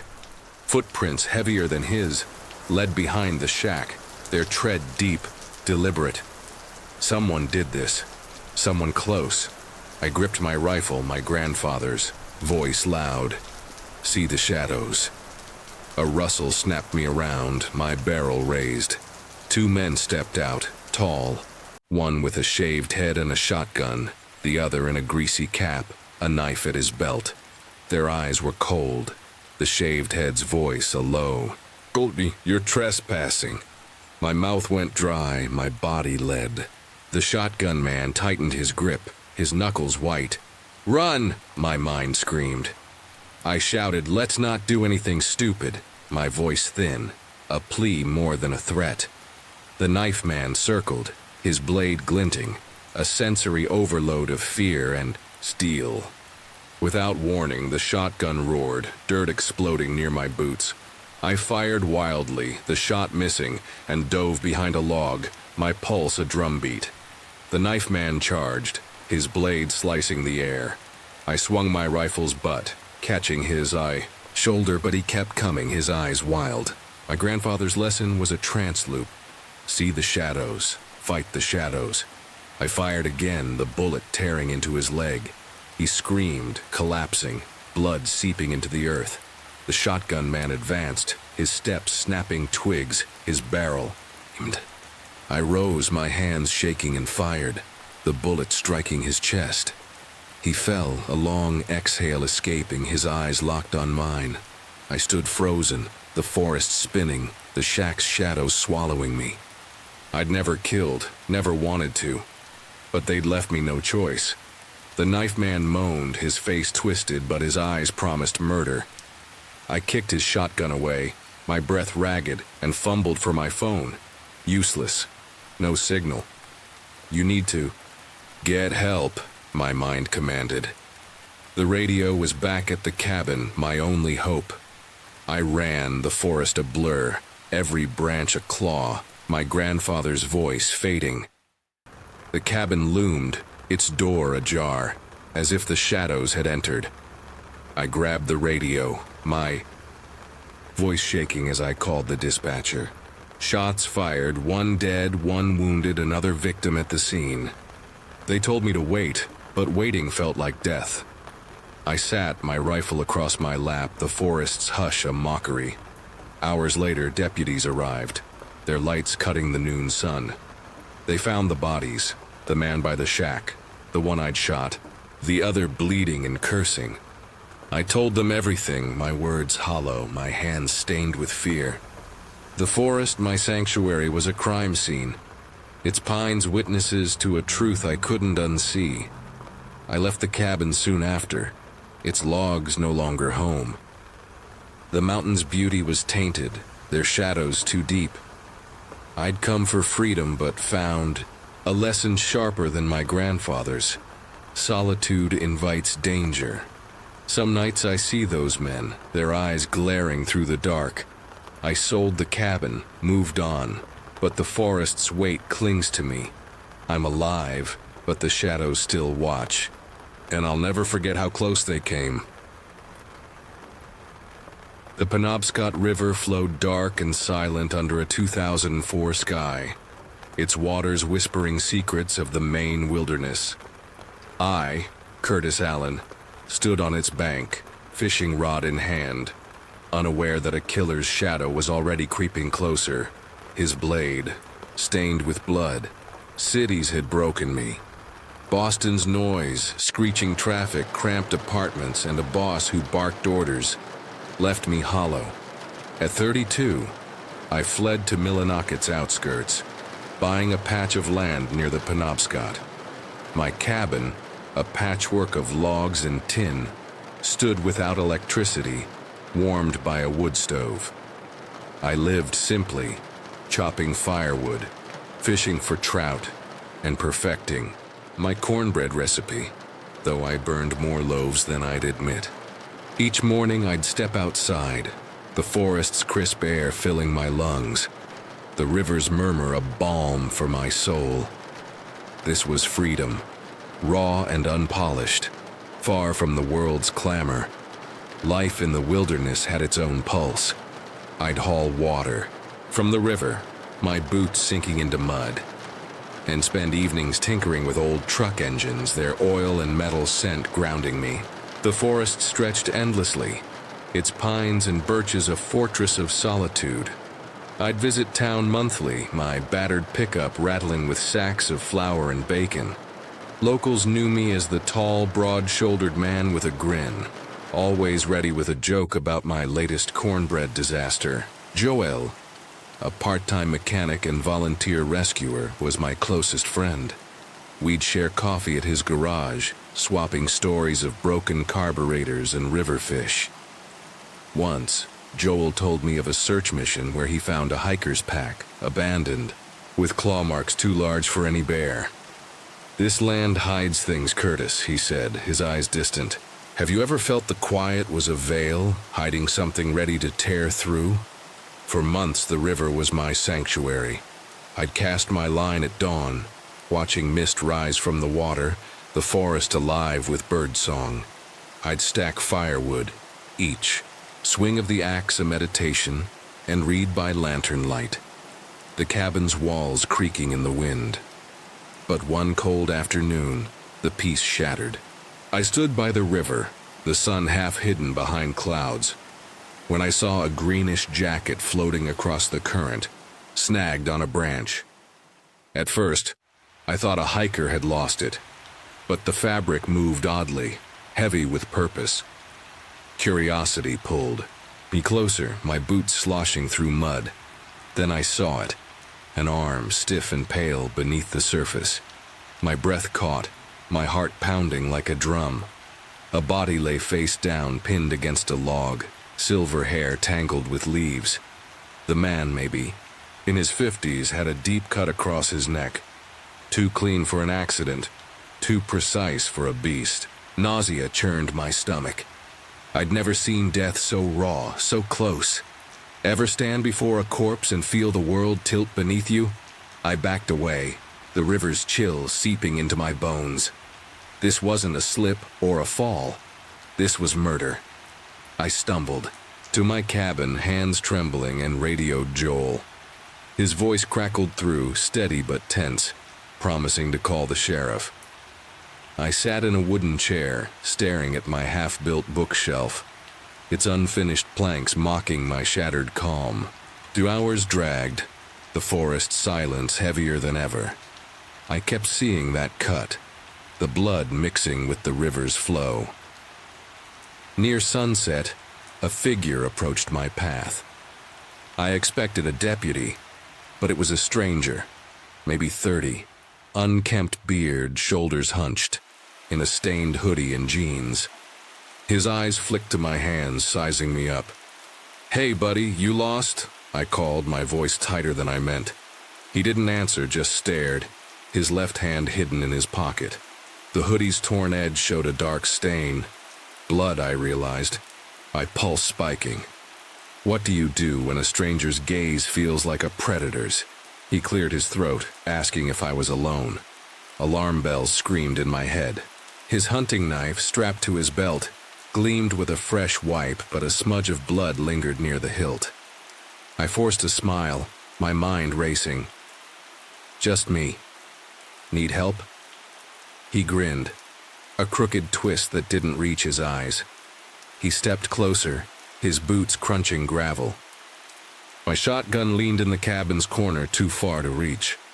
How about we go inside, I said, hoping to steer him away from drawing that knife. He followed, slow and cautious, our steps a tense dance in the doorway. Inside, he scanned the room, his gaze lingering on my shotgun. I moved to the stove, pretending to fuss with the kettle, sweat beading on my neck. He muttered about avoiding trouble, but his eyes were wild, darting like a trapped animal's. Then he lunged for the shotgun, his hand closing around the barrel. I shouted, grabbing the stock, and we wrestled, knocking over a stool. My heart pounded, drowning out the world. He wrenched the gun free and I stumbled, my back hitting the table. He pointed the barrel at me, his face twisting into a snarl. You saw him, didn't you? He hissed, meaning the man in the river. I nodded, hands raised, my mind screaming for a plan. He shifted, his grip loosening for a split second. I dove sideways, crashing into a stack of firewood. He fired, the blast tearing a hole in the wall, the air sharp with gunpowder. I scrambled up, my ears ringing, and he came at me with the knife, its blade flashing. I sidestepped, his momentum sending him into the table, cups shattering. He swung again, the blade grazing my arm, pain like fire. I blocked his arm, my elbow throbbing, and grabbed a fire poker from the stove. I swung, striking his head, then his arm, the metal ringing. He staggered, dropping the knife, and I kicked it away, my hands shaking. He lunged for the shotgun, but I seized it, my fingers fumbling with the shells. As he charged, I fired, the blast echoing in the cabin. He collapsed, eyes wide, blood pooling beneath him. I sank to my knees, the poker clattering to the floor. My arm bled, my chest heaving. I checked his pulse. Nothing. Minutes later, the sheriff arrived with Joel, finding me on the porch, a towel wrapped around my arm. They saw the body, the knife, the blood. The sheriff confirmed the river victim was a retiree, missing for days, likely robbed and killed. The stranger was a drifter, his motives unclear. I repaired the cabin, scrubbed the blood, but every step echoed that struggle. I stayed off-grid, locking my doors tighter, but the river's murmur now carried a weight. I see that man's face. In the water, his eyes closed, his neck slashed. I survived, and I keep going. Can you live with the memory of death's touch and still call a place home? Before dawn in 2003, I dreamed of blood pooling in the sand, a crimson tide that whispered my name, Kevin Jarvis, beneath a merciless Texas sky.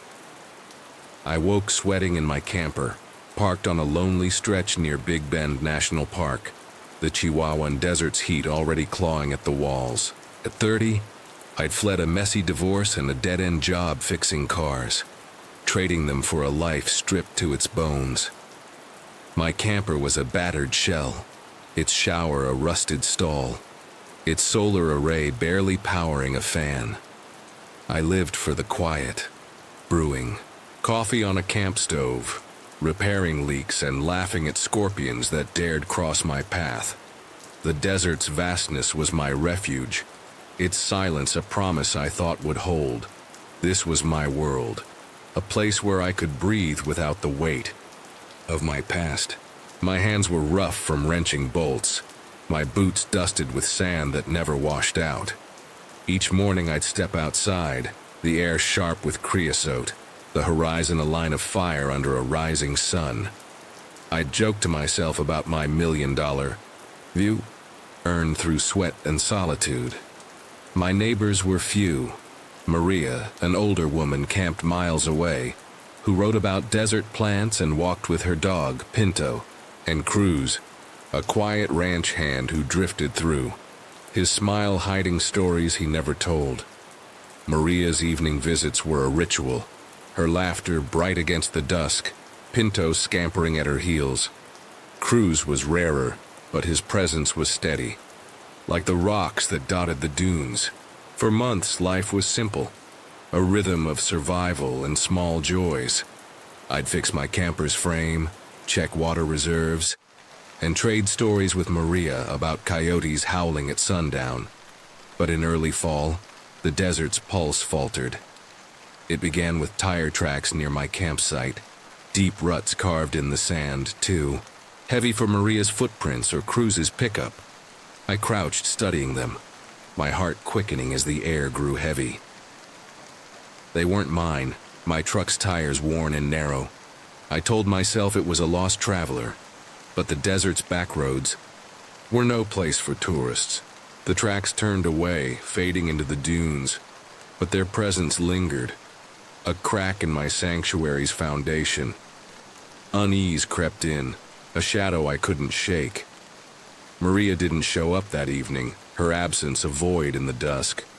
I tried to dismiss it, she wasn't bound to visit daily. But the desert felt wrong, its silence too deep like a held breath.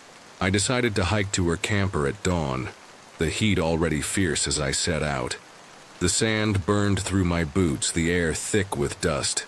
As I neared her site, fresh tracks appeared, wider and deeper, suggesting a heavy vehicle had parked nearby. My throat tightened, the desert's vastness now a maze of hidden threats. I called Maria's name, but the silence mocked me, the wind carrying only the scent of something sour. Her camper's door was ajar, its frame splintered, drag marks scarring the ground. I stepped inside, my pulse hammering, and found chaos. Cabinets flung open, pages from her notebook scattered, a streak of dried blood on the sink. The air stank of iron and fear, the camper a tomb for something lost.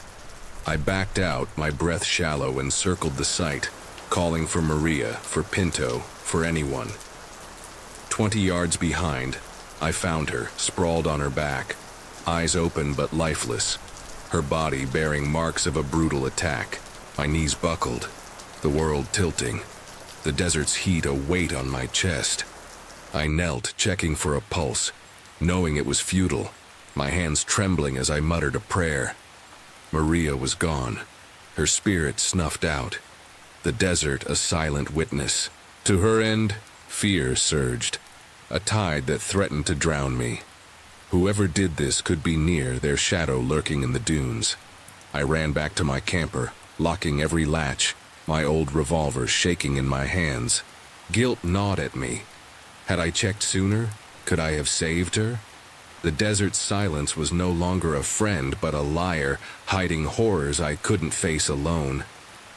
That afternoon, an engine growled in the distance, a battered SUV creeping along. The ridge, its headlights off despite the fading light. I crouched, revolver ready, the memory of Maria's blood afire in my veins. I needed help, and Cruz was my only hope.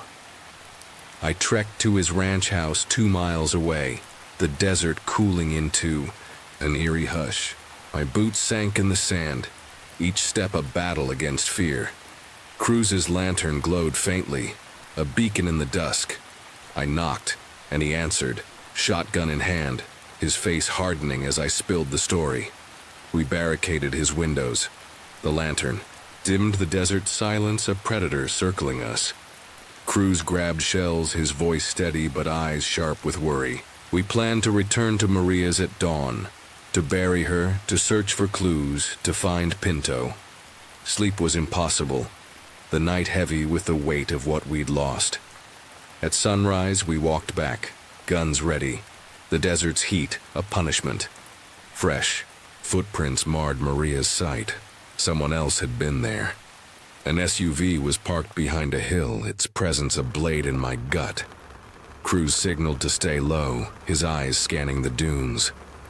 A tall, bald man in sunglasses rummaged through Maria's scattered belongings, cursing under his breath.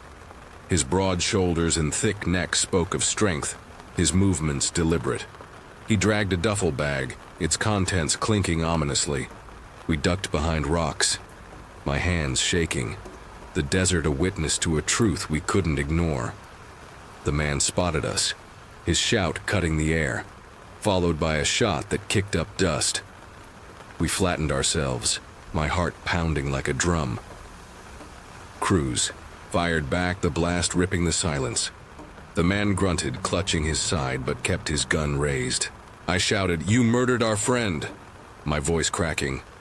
Another shot grazed my arm, pain flaring hot and sharp. Cruz reloaded, firing again, and the man stumbled, blood seeping through his shirt. He reached for his sidearm, eyes blazing. With rage, but Cruz kicked it away, his shotgun steady. The man spat, tried to stand, and Cruz fired point blank. He fell lifeless, the desert swallowing his final breath. I sank to my knees, breath ragged, the pain in my arm pulsing. Cruz stood pale, his face etched with regret. We found Pinto cowering under Maria's camper, trembling but alive. I whistled, and he ran to me, a small spark in the darkness. We dug a grave for Maria, the sand heavy with her memory, our tears mixing with the dust. We left the man where he fell, his blood a stain on the desert skin. At Cruz's, we called the ranger station, their vehicles arriving in a cloud of dust. We told the truth, the sheriff nodding as they inspected the scene, promising to handle the remains. I left the desert soon after, Pinto at my side, the camper abandoned to the dunes. Maria's laughter haunted me, a ghost in the wind. The desert, once my freedom, was now a scar, its silence a lie that hid blood and loss. I learned that solitude is no shield, that some shadows hunt where no one hears you scream. Cruz and I parted, bound by a grief we couldn't name, and I carried Maria's memory forward, a weight I'd never shed. It came in the dead of night, a soft tapping like a heartbeat against the cabin walls. I lay frozen in my bed, the darkness thick, the sound pulsing through the silence of Lake Oahe. Was it a branch? A trick of the wind? But it was too steady, too deliberate, as if someone or something stood outside waiting. I held my breath, the air heavy with the scent of pine and lake water, my heart matching the rhythm of that unseen knock. "You're alone out here," my mind whispered, "and whatever's." Knocking knows it. That was 2007, and I was 36. A man who'd fled the chaos of Omaha for a life carved from solitude in South Dakota's wilds. But that night, the lake's quiet turned into a trap. I'd come to Lake Oahe to rebuild myself. The city had broken me. Divorce, a hardware store job that ground my soul, the endless hum of traffic. I craved silence, a place where I could breathe without the weight of the world. With savings and stubbornness, I bought a patch of land by the reservoir, where the water stretched like a mirror and the cottonwood trees whispered secrets. My cabin was a patchwork of plywood and tin, its floor creaking, its solar panels my pride.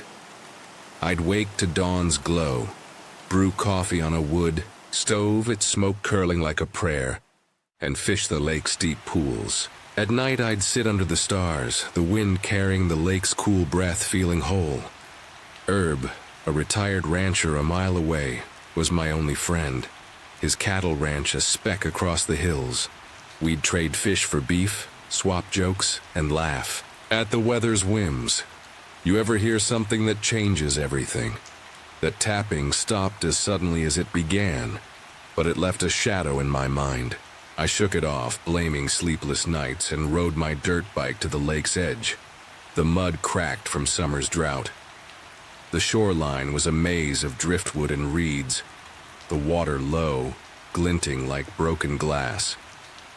I scanned for fish, my boots sinking, when I spotted a pickup truck parked 100 yards away. Its driver leaned against it, his cap low, his tattooed arms crossed, staring at me. I waved, a reflex, but he didn't move, his gaze sharp as a blade. My stomach twisted, a warning I couldn't name. I moved on, but saw that truck again over days, always in new spots, its engine revving in the dark. Something's wrong, my mind urged, an embedded command. One afternoon, foraging berries by an inlet, I saw it. A small boat, its hull cracked, half buried in mud. Slumped over its side was a man, his clothes torn, his face bruised, blood pooling beneath. My heart stopped, the lake's hush deafening. He was dead, his eyes blank, his body a silent scream. Footprints led from the boat into the brush, deep and hurried.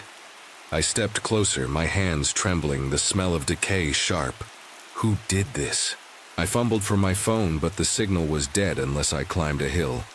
Then a cough from the reeds. I crouched, my pulse racing, and found another man, blood seeping from his shoulder, his eyes delirious. He grabbed my wrist, his voice a rasp. "He's hunting us." I pressed my bandana to his wound, my mind spinning. "You have to save him," my mind commanded. The truck's engine roared in the distance, a predator's growl. I hid the wounded man in the reeds, his breath shallow, and sprinted up a hill, my phone blinking weak bars. I called the sheriff, my voice shaking, begging for help. They told me to wait, but waiting felt like death. I crept back, the lake's algae scent thick, and saw the truck parked by the boat. The tattooed man paced the shore, his snake tattoo coiling around his arm, his knife gleaming. He kicked the dead man's body, cursing, his eyes wild. My breath caught, a sensory overload of fear and rage. He scanned the reeds, inches from the wounded man's trail. You can't let him find him. A sheriff's SUV rumbled in the distance and the man bolted, his truck spitting dust as he fled. I rushed to the wounded man, still alive, and waved down Deputy Olson. His face paled at the boat's grim cargo. We lifted the survivor into the V, my hands shaking, and waited for backup. The lake watched, its ripples mocking my fear. I returned to my cabin, locking the door, but sleep was impossible. Every rustle was him, every shadow his knife. The next day, I rode to Herb's ranch, needing his gruff laugh to ground me. His cattle roamed free, his door ajar, the screen flapping. I called out, my voice thin, and saw him, sprawled on the porch, blood staining his shirt. A bullet casing beside him. My knees buckled, grief and terror colliding. Gravel crunched behind the house. I ducked inside, crouching behind Herb's sofa, my heart a drumbeat. The truck's door creaked, the tattooed man stepping out, his eyes scanning. I crept to Herb's bedroom, searching for his pistol, but the drawer was empty. Footsteps thumped on the porch, his voice muttering about the old fool. I grabbed a hammer from a table, its weight cold, my only chance. He turned the corner, our eyes locking, his knife flashing. I dodged, the blade tearing my sleeve, pain searing my arm. I swung the hammer, hitting his side, but he lunged again, his fist slamming my ribs. My breath fled, but I swung blindly, cracking his jaw. He staggered and I ran, bursting onto the porch, my dirt bike, my lifeline. I kicked it into gear, the engine roaring, his shouts fading. Blood dripped from my arm, my ribs burning, but I rode to a checkpoint, flagging a deputy. They found Herb's body, the truck abandoned in a creek bed, packed with guns and stolen gear. The wounded man survived, confirming the killer's attack over a deal gone wrong. I stayed in the cabin a while, but its walls held too many ghosts. The lake's beauty was a lie, its quiet a trap. Some nights, I hear that tapping, steady as a heartbeat, and see his snake tattoo in the dark. I left Lake Oahe, My footprints. The only trace, but the truth remains. Solitude isn't safety. Monsters walk among us, and they know where to find you.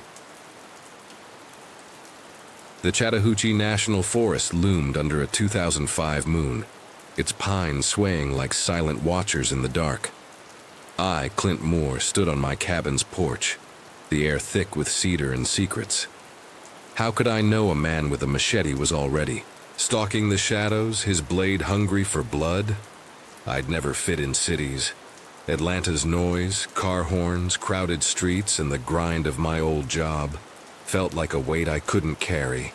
At 30, I sold everything, bought a plot deep in Georgia's Chattahoochee forest, and built a cabin from logs and tin. A hand pump drew water, a solar panel powered my radio, and the forest's hush became my home.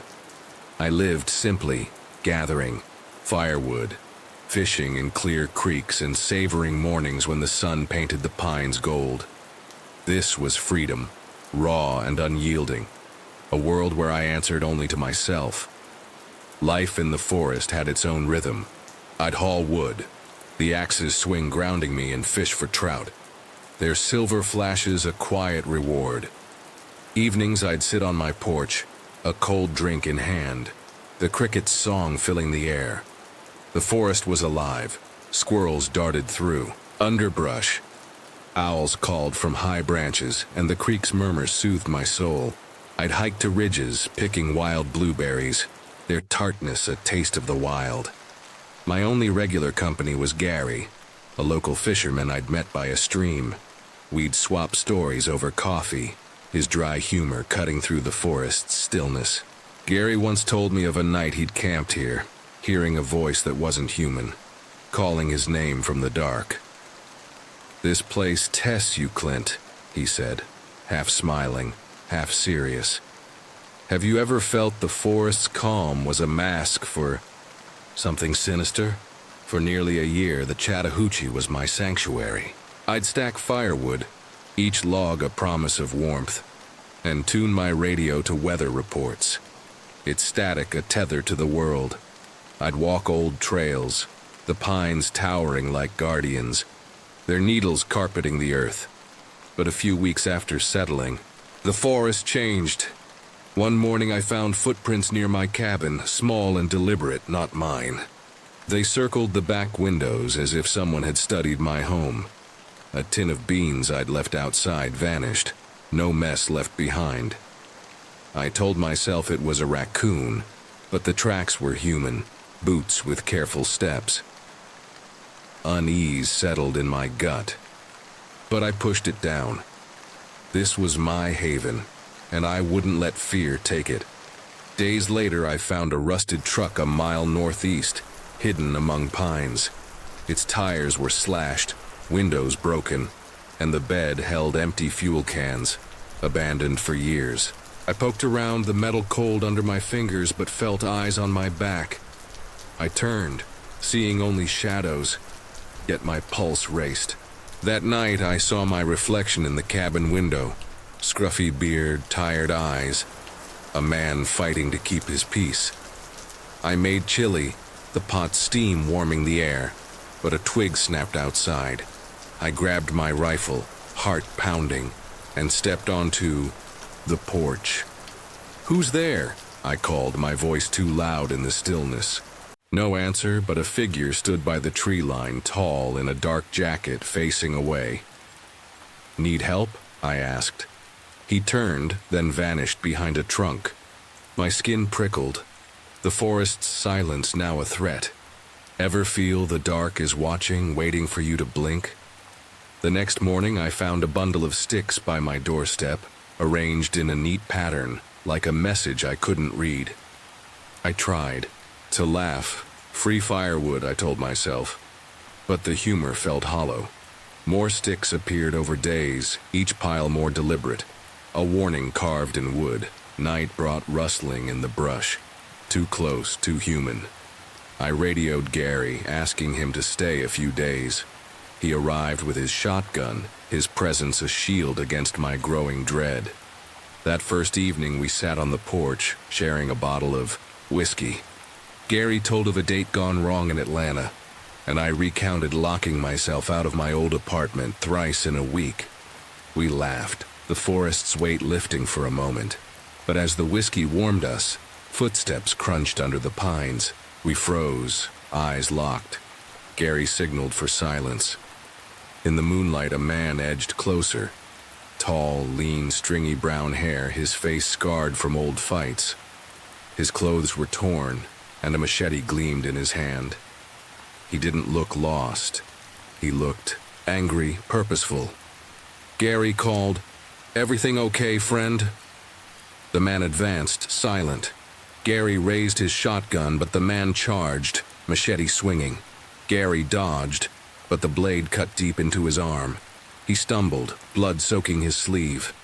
I lifted my rifle, hands trembling, but the man darted behind a stump too fast for a clear shot. We retreated to the cabin, bolting the door. Gary's arm bled, his face pale. I tore a shirt to bandage him. His teeth clenched against the pain. Footsteps circled outside, the machete scraping the walls. A slow, deliberate taunt. I peered through a shutter, seeing the man's shadow, his blade catching moonlight. We planned to escape at dawn, but the night stretched endlessly. Around midnight, the sound stopped. We waited, tense, then cracked the door, my rifle ready. The forest was still. I helped Gary to my pickup, parked behind the cabin. Then I saw it, a body, face down beside the truck, a young hiker, his back slashed open. My stomach lurched, the air heavy with blood and earth. The truck's tires were shredded, trapping us. We decided to walk the dirt road, Gary leaning on me, his breath ragged. Half a mile out, the man reappeared, machete glinting. I fired my rifle, the shot missing. He lunged at Gary, blade raised. I shouted, firing again. The bullet struck him, his body jerking back, surprise in his eyes. He crumpled, the machete falling. I stood, panting, rifle trained on him, unsure if he'd rise. Gary gripped my shoulder, urging us onward. We reached a ranger station at dawn, collapsing on the porch. Gary needed 20 stitches, his arm scarred. The sheriff found the hiker's body and 2 more at a distant campsite, all slashed by the same hand. The attacker was gone, his blood trail vanishing into the woods. I left the cabin, pinning a note. Free to a good home. The forest's hush no longer comforts me. I see that hiker's face, his blood on the earth. Can you escape a forest that knows your fear? On a humid dawn in 2005, I found a crumpled note pinned to my cabin door. Its scrawl warning, "Leave the swamp, Toby Marshall, or bleed." My name is Toby Marshall, and I'd built a life in the Okefenokee Swamp, Georgia, far from Atlanta's crowded stages where my stand-up comedy never paid the bills. At 32, I'd traded applause for solitude, hammering together a crooked cabin a mile from the nearest dirt road. Its boards groaned in the wind, its roof whined under rain, but it was mine, a sanctuary of cypress trees and endless marsh. I lived, simply fishing in murky waters, tending a failing garden, and joking to myself about outsmarting the mosquitoes that ruled the dusk. The swamp was my escape, a place where I could shed the weight of failed dreams. My hands were scarred from sawing logs, my boots caked with mud that smelled of decay. Each morning I'd brew coffee on a propane stove, the air thick with the scent of peat and water lilies. I'd sit on my porch, the marsh stretching like a living painting, its silence broken only by frogs and the occasional alligator's bellow. I'd been a comic, always chasing laughter, but here I found peace in the quiet, my only audience the stars glinting through the canopy. My nearest neighbor was Daryl, a drifter who camped nearby, his fire a flicker in the distance. We'd met weeks ago, trading fish and bad jokes, his grin a spark in the swamp's gloom. For 6 months life was steady, a rhythm of survival and solitude. I'd check my fishing lines, patch the cabin's leaks, and laugh at my garden's stubborn weeds. But that summer the swamp's pulse shifted. It began with my fishing lines, sliced clean in the night, their ends too neat for alligators or frayed rope. I stood by the water, my heart quickening, the air heavy with a sour tang. I tried to joke about it. Maybe the fish had learned to wield knives. But the humor felt hollow. The swamp's silence no longer a friend, but a watcher. Days later, I found footprints behind my cabin, size 12 boots, deep and deliberate, circling my garden before vanishing into the marsh. My stomach tightened. The tracks a message I couldn't read. The swamp hiding secrets I wasn't meant to know. Unease burrowed into my days, a shadow I couldn't shake. I kept my rifle loaded, its weight a cold comfort. One afternoon, I hiked to Daryl's clearing, hoping his laughter would ease my nerves. I called his name, expecting his usual jab about my cheap beer. But the air was still, the clearing empty. His tent was gone, replaced by a charred circle of ash, trash scattered. Like bones after a feast, I sifted through the debris, my pulse racing, and found a sleeping bag streaked with dark stains, its stench sharp and wrong. I followed a trail into the palmetto bushes, my flashlight's beam weak against the dusk. There, under a fallen branch, lay Daryl, his shirt soaked with blood, his body torn by a blade. My hands shook, the world tilting. The swamp's silence a scream that drowned my thoughts. I backed away, muttering apologies to Daryl's ghost. My heart lodged in my throat. The swamp felt alive, its cypress trunks like sentinels, their shadows twisting into shapes that weren't there. I ran to my cabin, locking the door, the rifle heavy in my hands.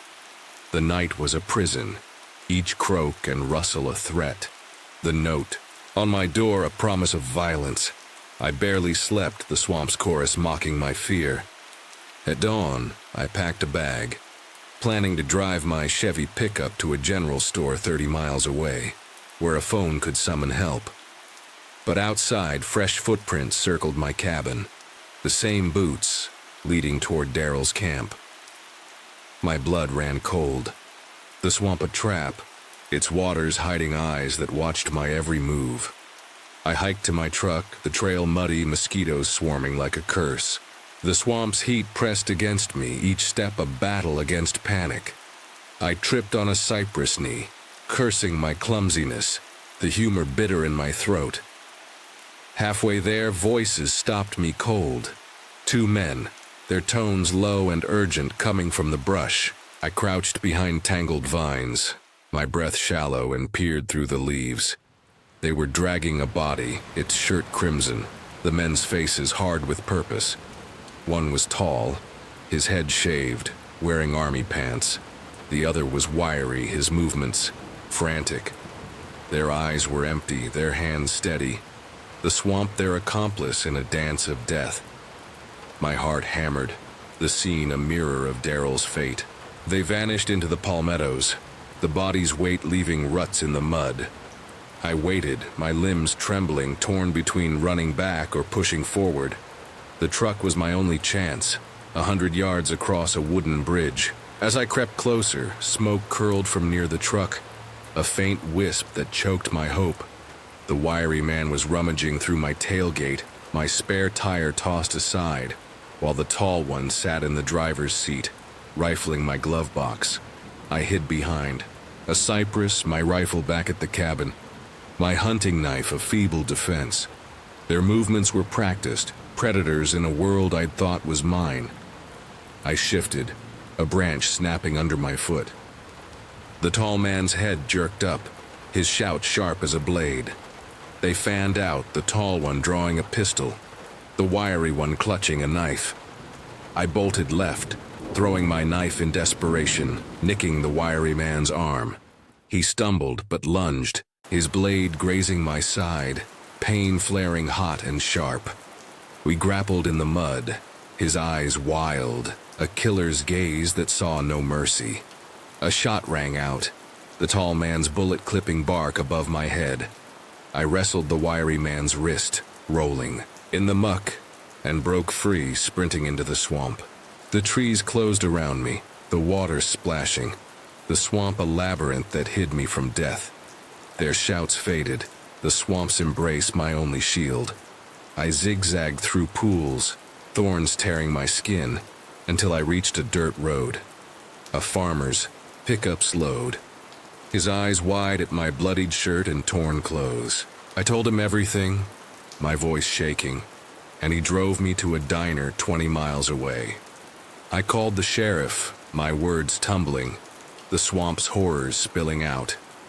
They found Daryl's body, 2 more in the palmettos, but the men were gone, their tracks lost in the marsh. The sheriff searched for weeks, whispering of ex-cons hiding in the swamp, but no arrests were made. I left my cabin behind, driving north, the Okefenokee a wound that never healed. Daryl's grin haunts me, a ghost. In the mist, the swamp taught me that solitude is a lie, and some evils lurk where laughter once lived. The journal lay open on the cabin floor, its pages yellowed, its ink faded but sharp. Beware the wanderer in the desert, for he brings death. I found it tucked beneath a loose board, the words scrawled in a trembling hand, as if written in fear. Was it a warning? A madman's ramble? The desert outside my Laughlin cabin stretched silent under the 2003 moon, its sands silver, its shadows deep. I was 39, a man who'd traded city noise for solitude. But that night the journal's words clung to me like dust, stirring a dread I couldn't shake. You're not alone out here, my mind whispered. And the wanderer knows your name. I'd fled to Nevada to escape a life that never fit. Mechanic jobs, greasy diners, a failed stab at stand-up comedy. The city was a cage, its clamor stealing my breath. With scraped-together cash, I bought a patch of land by the Colorado River, where the desert whispered freedom and the stars burned bright. My cabin was a patchwork of wood and will, its solar panels humming, its water tanks my lifeline. I'd wake to the sun's blaze, brew coffee on a propane stove, its scent sharp against the dry air, and fish the river's edge.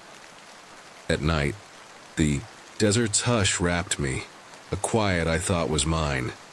Glenn, a lanky handyman from town, was my only regular visitor, fixing my generator with a grin and a hummed rock tune.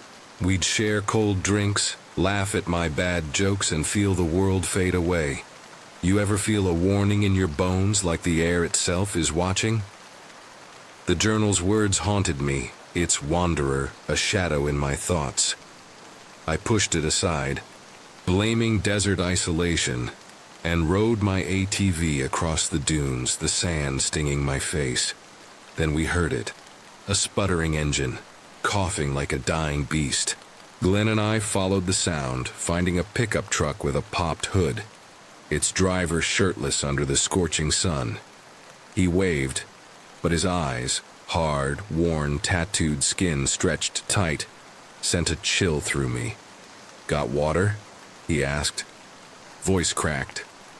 Glenn handed him a bottle, ever the helper, but I saw the man's gaze flicker, sizing us up. He called himself Dennis, said he'd taken a wrong turn from Kingman. I offered to tow his truck, my voice steady, but the journal's warning pulsed. Beware the wanderer. We brought him to the cabin, his presence heavy, like heat rising from sand. He paced the porch, picking his nails, his silence louder than words. Glenn and I checked his truck's fan belt, shredded beyond repair, while Dennis hovered, his eyes darting. "You're making a mistake," my mind urged, an embedded command. I tried small talk, mentioning the heat, but he only nodded, avoiding my gaze. Glenn left to fetch parts, leaving me with Dennis, who slipped behind the cabin. I followed, my boots crunching, and saw him digging in the dirt, his hands frantic. "Need something?" I asked, my voice tight. He spun, eyes wide, muttering about a bathroom. I pointed to the outhouse, but my stomach knotted. The journal's words burned. He brings death. Glenn returned with a new belt, his cheer a stark contrast to Dennis's edge. We worked, sweat dripping, but Dennis rummaged in his truck, pulling out a bag. I glimpsed pistols, ammo, packets of something dark. Drugs, maybe. My breath caught, a sensory overload of fear and suspicion. Glenn whispered, "Ray, let's wrap this up." Dennis caught our stares, his voice sharp. "Problem?" I forced a laugh, my heart racing. Just not used to that kind of hardware. He stared, a predator's gaze, then shrugged. "Desert's rough, gotta protect myself." The journal's warning was a trance loop, echoing with every move he made. As the sun dipped, the belt fixed, Dennis grabbed his bag, his hand brushing a revolver at his waist. The air shifted, the desert holding its breath.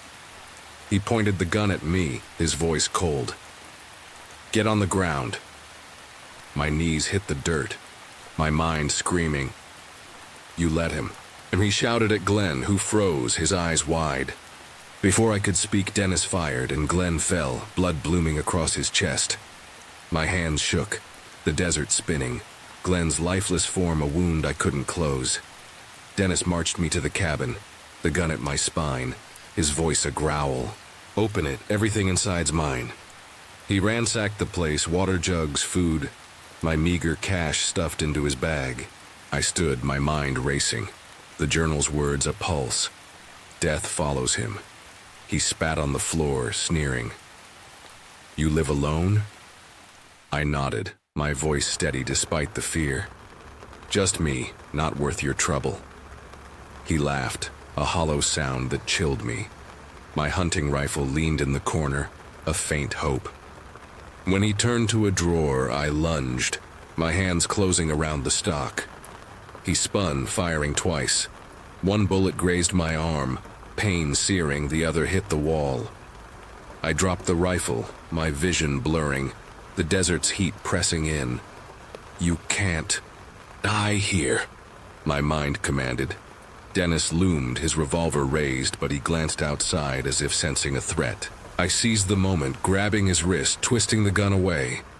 We struggled, feet scuffing, my arm burning, his strength overwhelming. He slammed the revolver's butt into my jaw, pain exploding, blood in my mouth. I gritted my teeth, kneeing, his gut, his grip loosening. The gun fell, clattering, and I scooped it up, my hands shaking. He lunged for the door, and I fired, the bullet catching him in the back.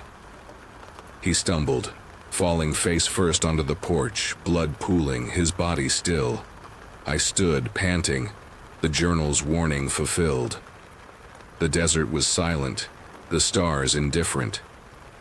Glenn was gone, his blood staining the sand. A friend I'd failed. I found Glenn's satellite phone, my voice trembling as I called for help. Deputies arrived after dark, their lights harsh, the cabin a crime scene. They found Dennis's body, Glenn's, the bag of guns and drugs. I answered their questions, my arm bandaged, my mind numb. The desert, once my refuge, was a graveyard. Its quiet a lie. I stayed, rebuilding, but the journal's words haunt me, a reminder of the wanderer's shadow. Some nights, I see Glenn's grin, hear his hummed tunes, and feel the weight of my choice to trust a stranger. Solitude isn't freedom, it's a gamble, and I paid in blood. The Nevada desert stretched endless under a 2003 sun, its sands whispering of solitude and secrets. I, Ray Maxwell, stood outside my cabin, the Colorado River's murmur in the distance, unaware that a man with a gun was already drawing near, his shadow a promise of death. Cities had never been my place. I'd bounced through jobs, mechanic, cook, even a failed stint at stand-up comedy, chasing something I couldn't name. Laughlin's chaos, with its casinos and crowds, felt like a trap. At 40, I fled to, a patch of desert near the river, building a cabin from scrap wood and metal. Solar panels powered my lights, water tanks sustained me, and the desert's vast silence became my refuge. I lived for the quiet, fishing at dawn, reading by lantern. Light, the sand's heat, a reminder I was free. Life in the desert was a deliberate rhythm. I'd haul water, the buckets heavy in my hands, and tinker with my generator, its hum a steady heartbeat. Mornings I'd brew coffee, the bitter steam rising as the sun burned the horizon red. The desert was alive. Lizards skittered over rocks. Hawks circled above, and the river's cool breath cut through the heat. I'd wander the sands collecting driftwood, each piece a relic of the river's journey. My only regular company was Glenn, a lanky handyman who'd fix my generator. We'd share cold drinks, his rock tunes humming under his breath.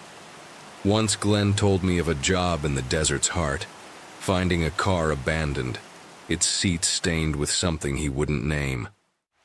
"This place doesn't forgive mistakes, Ray," he said, his grin fading. "Have you ever felt the desert's calm was a lie, hiding a predator's gaze? For months, the cabin was my haven. I'd fish the river, the water's ripples soothing my soul, and stack wood, each log a promise of warmth. I'd tune my radio to faint signals, its static a thread to the world. The desert's emptiness was my shield, its stars a map only I could read. But one day, as Glenn and I sipped coffee, a truck's engine coughed in the distance. It sputtered, then fell silent. We exchanged looks, the air heavier. "Should we check?" Glenn asked. I nodded, trying to sound casual, but my gut tightened. We rode my ATV, dust trailing behind, and found a pickup a mile east. Hood popped. A man stood beside it, shirtless, his skin a canvas of faded tattoos. He waved, but his eyes, hard, worn from too many fights, set me on edge. Ever meet someone and know they carry trouble like a second skin? He asked for water, his voice rough. Glenn handed him a bottle, and he drank greedily. "Truck's shot," he said, introducing himself as Dennis. He claimed he'd taken a wrong turn from Kingman, lost in the desert's maze. I offered to tow him to my cabin, let him cool off.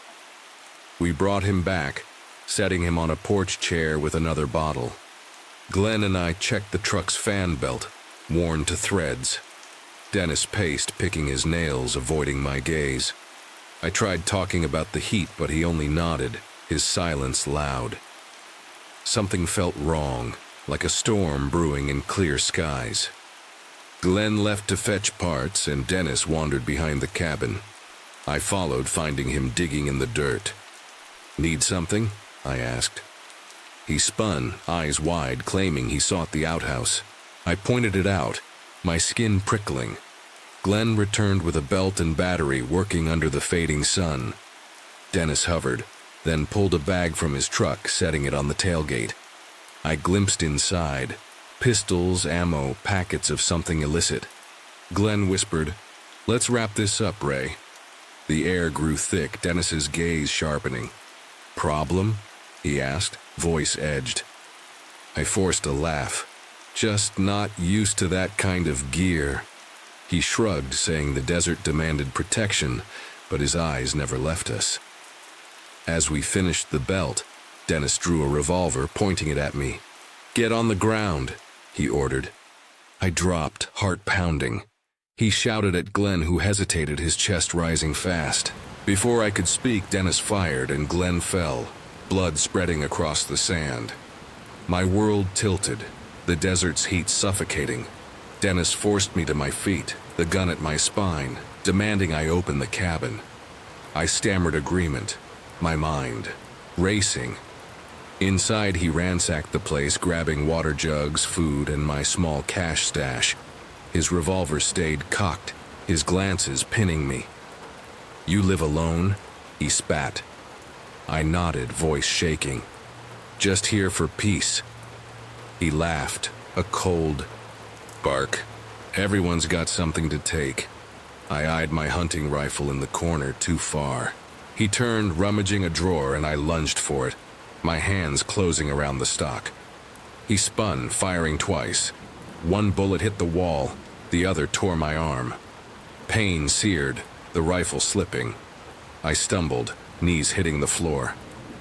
Dennis loomed, his eyes blazing. I braced for the end, but he paused, glancing outside as if hearing something. I grabbed his wrist, forcing the gun away. We struggled, feet scuffing, the cabin's air thick with sweat and fear. He slammed the revolver's butt into my jaw, pain exploding. My vision blurred, but I twisted his arm, the gun firing into the ceiling. I kneed his gut, and he staggered. Dropping the weapon, I scooped it up, my arm screaming, and aimed. He bolted for the door, and I fired, the bullet catching him. He fell face first onto the porch, blood pooling. I stood trembling, the gun heavy. Hours later, I called for help on Glenn's satellite phone, my voice broken.